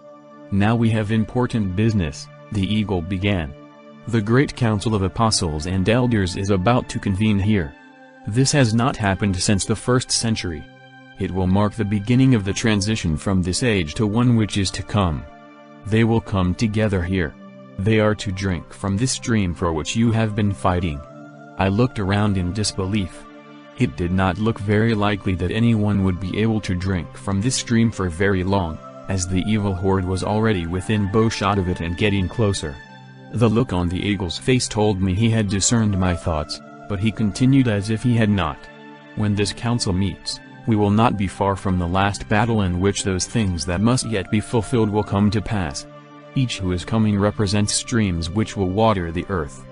They are all seasoned warriors who have fought long and with great courage, but few of them have yet seen a victory. Many have lost their own streams, and some will come here badly wounded. Are there no better places than this for such a council? I asked, thinking that this was no place to bring the badly wounded or those who had never seen a victory. The old eagle looked around carefully before answering, no. This is the best place. I have already invited them to come, and they are on their way. I expect them to start appearing very soon. Sir, I don't want to be talking so much when it seems that we should be fighting, but how are they going to get here? We are surrounded. And what about the badly wounded? Won't they get even more wounded here, not to mention killed? I asked, still disbelieving that this could be the right place for such a council to be held. This is just as good and safe a place as where the first council met in the 1st century, the eagle stated. The wounded will begin to be healed in this council. These are all great warriors. After this council they will never again retreat before the enemies of the cross. The fellowship of courage and devotion which they will find here will be their food, and the waters of life which flow through this stream will be their drink. This is the table set for them in the presence of their enemies. Shrieks from the evil army rose to such a pitch that I could not hear the eagle anymore. A great cloud of dust rose and then descended on us so it became hard to breathe or see. I instinctively drew my sword and began to wave it. The dust retreated before it as if it were a giant fan. Soon I could see the horse, the girl, and the eagle. We were all looking toward the continuing shrieking and clamor coming from the west. I was astonished as 2 old gentlemen emerged from the cloud of dust, walking right through the evil host as if on a Sunday stroll. The horde would run at them screaming, screeching, and hurling arrows, which the old men easily deflected with their large and brilliant shields. They seemed completely unperturbed by the attacks. If they just looked in the direction of the evil ones, they retreated in a great panic. I had not seen this kind of authority in men before. By their walk they created a large swath through the horde which did not seem too close behind them. When they came to the stream they stopped. One bowed to drink while the other stood guard. When they had both finished, They continued walking up to us. The two older men were probably in their 70s but were extraordinarily fit. They did move a bit slowly because of their old wounds, not because of their age. Even so, their authority and presence was so great, I felt as if an army had reinforced us. The eagle bowed low as they stopped in front of him, and they did the same. There was an obvious mutual respect and affection between them. They then looked at the horse and girl. She dropped to the ground and also bowed. They did the same with genuine respect for her. "We have heard much about you," one of them said to her. "No doubt you are well known not only on earth, but in both heaven and hell as well. We are very pleased to meet you." I think it was the first time that I had seen this brilliant little girl smile, as she replied, "I never dreamed that I would actually meet you, but having you come here has made all of the battles for this place certainly worth it. It is mostly because of you that a great council of warriors, prophets, and wise men are about to gather here," one of the elders replied. "All who have heard of your courage and endurance have wanted to come to this place to help you. The battle will soon rage all over the earth. You have inspired those more than you will ever know to fight with courage and endurance regardless of what they face. Your friend the eagle has made you very famous. I now know just by looking at you that every word he has spoken of you is true." As I watched the two old gentlemen, I felt almost as if I was in the presence of the king himself. I thought if there were only a few more like them, and a few more like this little girl, there would not be a battle that we could not win. Obviously hearing my thoughts, the old eagle turned to look at me as he responded, "You thought you were alone, didn't you? There are many more like these and thousands more like you. There is more evil than you are aware of too. But of this you can be sure, the king will be victorious, and some of us here will still be fighting when he comes into his kingdom. The struggles we have known until now, we will soon consider skirmishes as the great battle unfolds. Blessed are those who have been chosen for the honor of fighting this great fight. Now the great wonders will begin." "Who is this?" one of the elders said, looking toward me as he asked the eagle. I, too, waited to hear his reply. The sound of rain beating against the windows woke me up. I laid there for a few minutes listening. As I did, I could hear in the rain the sound of many feet marching. I knew the veil between the earthly and heavenly realms was getting thinner and the bridge between them was becoming stronger. "To walk in truth, you must live in both worlds," a voice said. I desperately wanted to return to my dream. I wanted to see the little girl again, the eagle, and the elders I had just met. Then a great sense of knowing came over me. The dream was real. I already knew where I was going to meet everyone who was in my dream. I would fight in the great battle with them. All who follow the king in this time will soon know an adventure greater than any tale, greater than any dream. Chapter 14. The battle begins. Months later I sat in a chair listening to the rain beat against the windows. I could hear in it the clamor of the evil horde growing.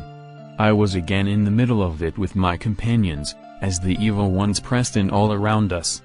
Obviously, they would soon overrun the place where we stood. The two elders surveyed the scene, both continuing with a remarkable peace. "We must make room for the others," one of the elders said as the other nodded his agreement.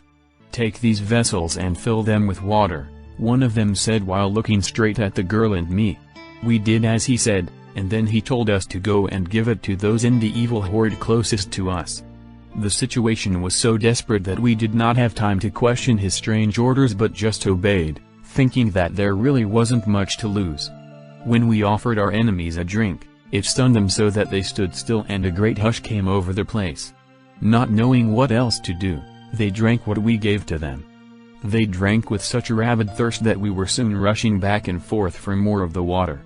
The others around them also seemed to suddenly realize their own thirst and began begging for the water. Everyone who tasted it wanted more.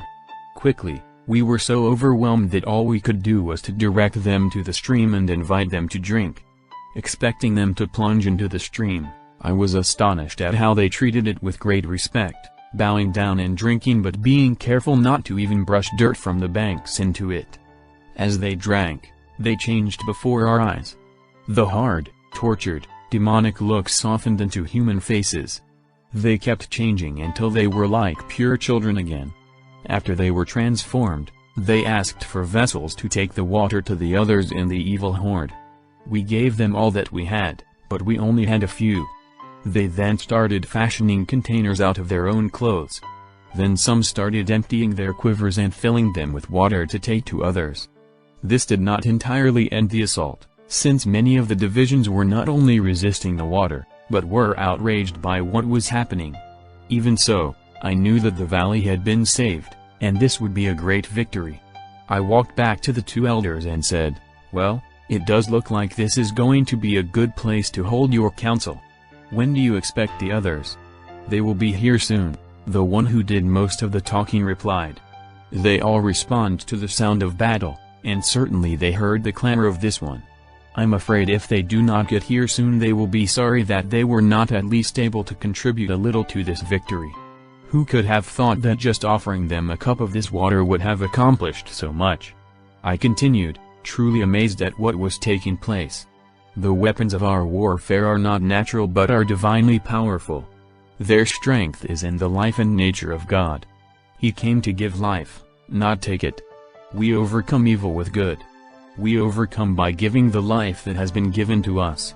Even so, this battle is far from over, and the main business of this council will be how to continue it till the victory is complete. We must never again stop a battle until the victory is complete. But the turning has begun. The enemy has gone as far as he can go, and now we will begin to take back that which rightfully belongs to the king. As I looked I could see individuals making their way through the evil horde that was still fighting. I knew they were the apostles, prophets, and elders who were being called to the council. They all seemed to walk in complete disregard of the threats and clamor of the evil horde surrounding them. Their walk through the midst of such evil was majestic beyond description. They stirred the horde to a frenzy, but I could tell those who had tasted of the living water marveled at this sight. The awe and respect for them was evident on the faces of the newly changed people, which told me that they would be willing to follow these leaders. Certainly this is the beginning of a great army who would never again retreat, I thought. Certainly it is, a voice beside me said. This is the beginning of what we have all been waiting for, the old eagle continued. Just seeing this, the beginning, has made it all worthwhile. No more words seemed possible as we all stood, knowing we were indeed on the threshold of the greatest adventure of all, but also the greatest struggle. Those who dream dreams and those who see visions would soon see their dreams and visions fulfilled. The last battle had begun. The warriors who had been prepared for this day would all soon be mobilized. They responded to the sound of battle, and the whole earth would soon hear the sound of this one. The end.